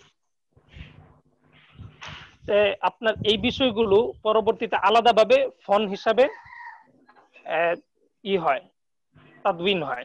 তাহলে আপনার ইমাম আবু হানিফা রাহিমাহুল্লাহ যখন ফিকহের তারিফ করছেন, তখন ইলমে ফিকহ বলতে সব বিষয়কে এখানে শামিল করতে, ইলমে জাহির এবং ইলমে বাতিন উভয়টাকেই ফিকহের মধ্যে তখন শামিল করা হতো, ঠিক আছে? পরবর্তীতে তো ইলমে ফিকহের তারিফ বিভিন্ন ভাবে আপনারা জানেন। তারিফ কি?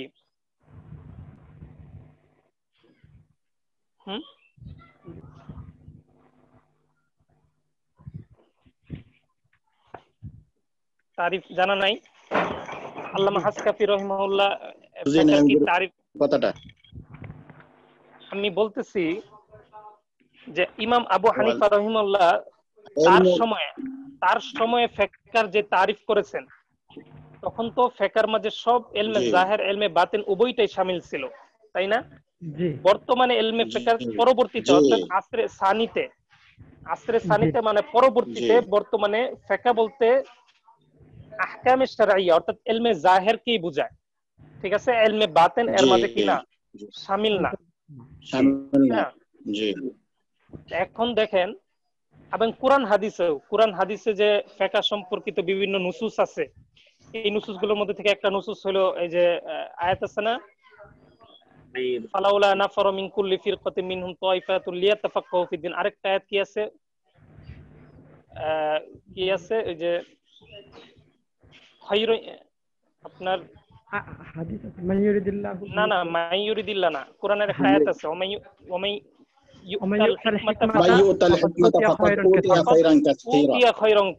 আল্লাহ তাআলা যাকে হিকমত দিয়েছেন তারে দুনিয়ার সবচেয়ে বড় নিয়ামত আল্লাহ তাআলা তাকে দান করেছেন, ঠিক না?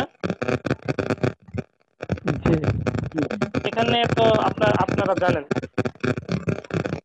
আওয়াজ আসতেছে মাওলানা মিজানুর রহমান, আপনি মিউট করেন। মাওলানা মিজানুর রহমান মিউট করেন। হ্যাঁ, শুকরিয়া। কথা শুনতেছেন এবার? জি আলহামদুলিল্লাহ শোনা যাচ্ছে। এখন আমি যে বিষয়টা বুঝাতে চাচ্ছি সেটা হলো যে কোরআন হাদিসে যে নুসুসগুলো আছে এবং হাদিসে আছে মাইয়ুরিদিল্লাহু বিহি খাইরান ইউফাক্কিহু ফিদ-দ্বীন, আল্লাহ তাআলা যার সম্পর্কে কল্যাণের ইচ্ছা করেন আল্লাহ তাআলা তাকে দ্বীনের মানে ফাকাহাত, মাহারাত অর্জন করার মানে তাকে এগুলোর শিক্ষা গ্রহণের সুযোগ আল্লাহ তাআলা তাকে করে দেন, ঠিক না?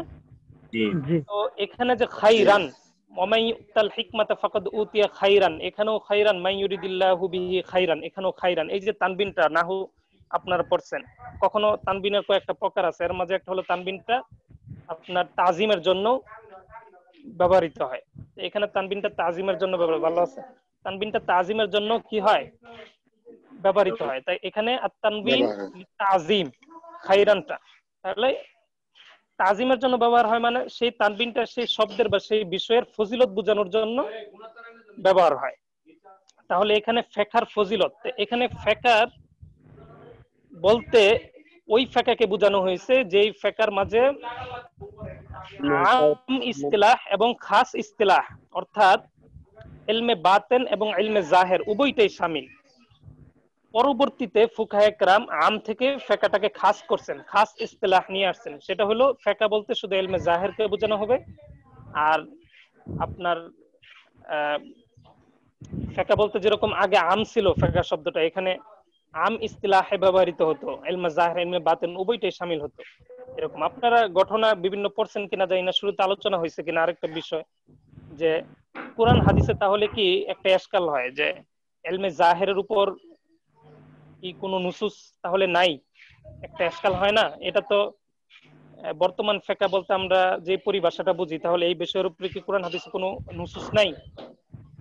কোরআন হাদিসের যে নুসুস গুলো আছে সেটা তো ইলমে জাহের ইলমে বাতেন উভয়টাকেই শামিল করছে, সুতরাং ইলমে জাহেরও তো এর মাঝে শামিল। বর্তমানে ফেকা বলতে যেটা বুঝে আহকামে শারঈয়া, সেটাও তো এখানে শামিল। এরপরেও কিছু নুসুস আছে ইমামদের, মানে ইমামদের কিছু আকওয়াল আছে, যেমন আল্লামা ইবনে আবিদিন শামী রহিমাহুল্লাহ রদ্দুল মুখতারের মুসান্নিফ, ওনার ওফাত কততে 1252 হিজরি। হ্যাঁ, তো উনি কি বলছেন? উনি বলছেন যে আন নাযরু ফি কুতুবি আসহাবিনা মিন গায়রি সামাইন আফজালু মিন কিয়ামিল লাইল। বুঝছেন বিষয়টা? জি। উস্তাদের কাছে শ্রবণ করা ছাড়াই, মানে আপনি শুধু কিতাবাদি ফেকার কিতাব আদিগুলো মুতালা করা, এটাও কিয়ামুল লাইলের চাইতে উত্তম, অর্থাৎ তাহাজ্জুদ নামাজের চাইতে উত্তম। এখানে তাহাজ্জুদ নামাজটা নফল, আর আপনার ইলমে দ্বীন আবশ্যকীয় ইলমে দ্বীন শিক্ষা করে সেটা ফরজ, আর এর অতিরিক্ত শিক্ষা করে সেটা ফরজে আইন।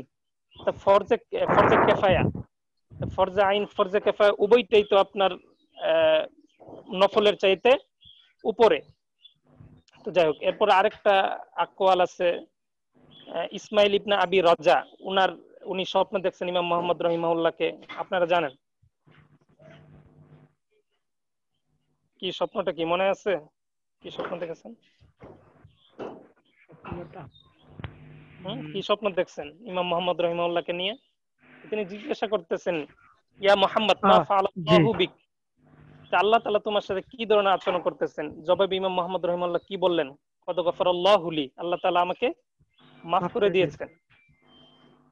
ইমাম মুহাম্মদ রহিমাহুল্লাহ তখন বলতেছেন যে আল্লাহ তাআলা আমাকে বলছেন যে ইয়া মুহাম্মদ, কি মানে লাউ, হ্যাঁ বাংলাটা মনে আসছে না, বাংলাটা হলো এরকম যে মানে আমি যদি তোমাকে শাস্তি দেওয়ার ইচ্ছা করতাম, লাউ আরাদতু আন উআযযিবাকা, যদি আমি তোমাকে শাস্তি দেওয়ার ইচ্ছা থাকতো তাহলে লামা জাআলতু হাদাল ইলমা ফিকা, তাহলে এই ইলম আমি তোমার ভিতরে গচ্ছিত রাখতাম না।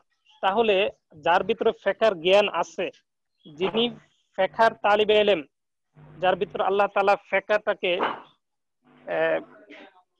আপনার এখানে যার অন্তরে আল্লাহ তাআলা গচ্ছিত রাখছেন, আমরা এটা আশা করতে পারি আল্লাহ তাআলা তাকে জাহান্নামের শাস্তি আল্লাহ তাআলা তাকে দিবে না। ঠিক আছে, এই কথার থেকে ইশারার মাধ্যমে দালালাতের মাধ্যমে এটাই বোঝা যায়, তাই না? জি জি, ঠিক আছে, তাহলে এটা হলো ফেকার ফজিলত বললাম। তো আমরা তালিবে ইলম, আমরা মাদ্রাসা পড়ার জন্য বের হইছি, যেটাই হোক ব্যস্ততার মধ্যে অনলাইনে ক্লাস করতেছি। কোরআনে ফালাউলা নাফারও আল্লাহ তাআলা নাফারা শব্দ ব্যবহার করছেন, খরজা বলেন নাই। না, নুফুর এবং খুরুজের মাঝে কি পার্থক্য আমরা জানি। খুরুজ মানে যে বের হয়েছে, যেই কাজে বের হয়েছে সাথে অন্য মাসগালাও তার আছে। আর নুফুর মানে যে যেই কাজে বের হয়েছে তার সেই কাজেই তার ব্যস্ততা, অন্য কোনো মাসগালা তার নেই। তাহলে ফেকার জন্য যারা ইলমে দ্বীন শিখার জন্য যারা বের হয়েছে, তালিবুল ফিক যারা, তাদের অন্য কোনো মাসগালা থাকতে পারবে না, ঠিক না? এটাই আল্লাহ তাআলা বোঝাতে চাচ্ছেন। আচ্ছা যাই হোক, আমি একটু বাসার কাজে বাইরে আসছি, তো ভাবলাম ই করাইতে পারবো না, এরপরে ওই যে কাজটা হয়ে গেছে, মাম্মা আছে সাথে, আমার কাজটা সেই করতেছে, এই জন্য একটু কথাবার্তা বললাম। আচ্ছা ঠিক আছে, শুকরিয়া, সবাই দোয়া করবেন। হ্যাঁ আচ্ছা জি ঠিক আছে, হুজুর, ভালো থাকেন। জি, আসসালামু আলাইকুম ওয়া আসসালামু আলাইকুম। রাহমাতুল্লাহি ওয়া বারাকাতুহু। ওয়ালাইকুম আসসালাম ওয়া রাহমাতুল্লাহ।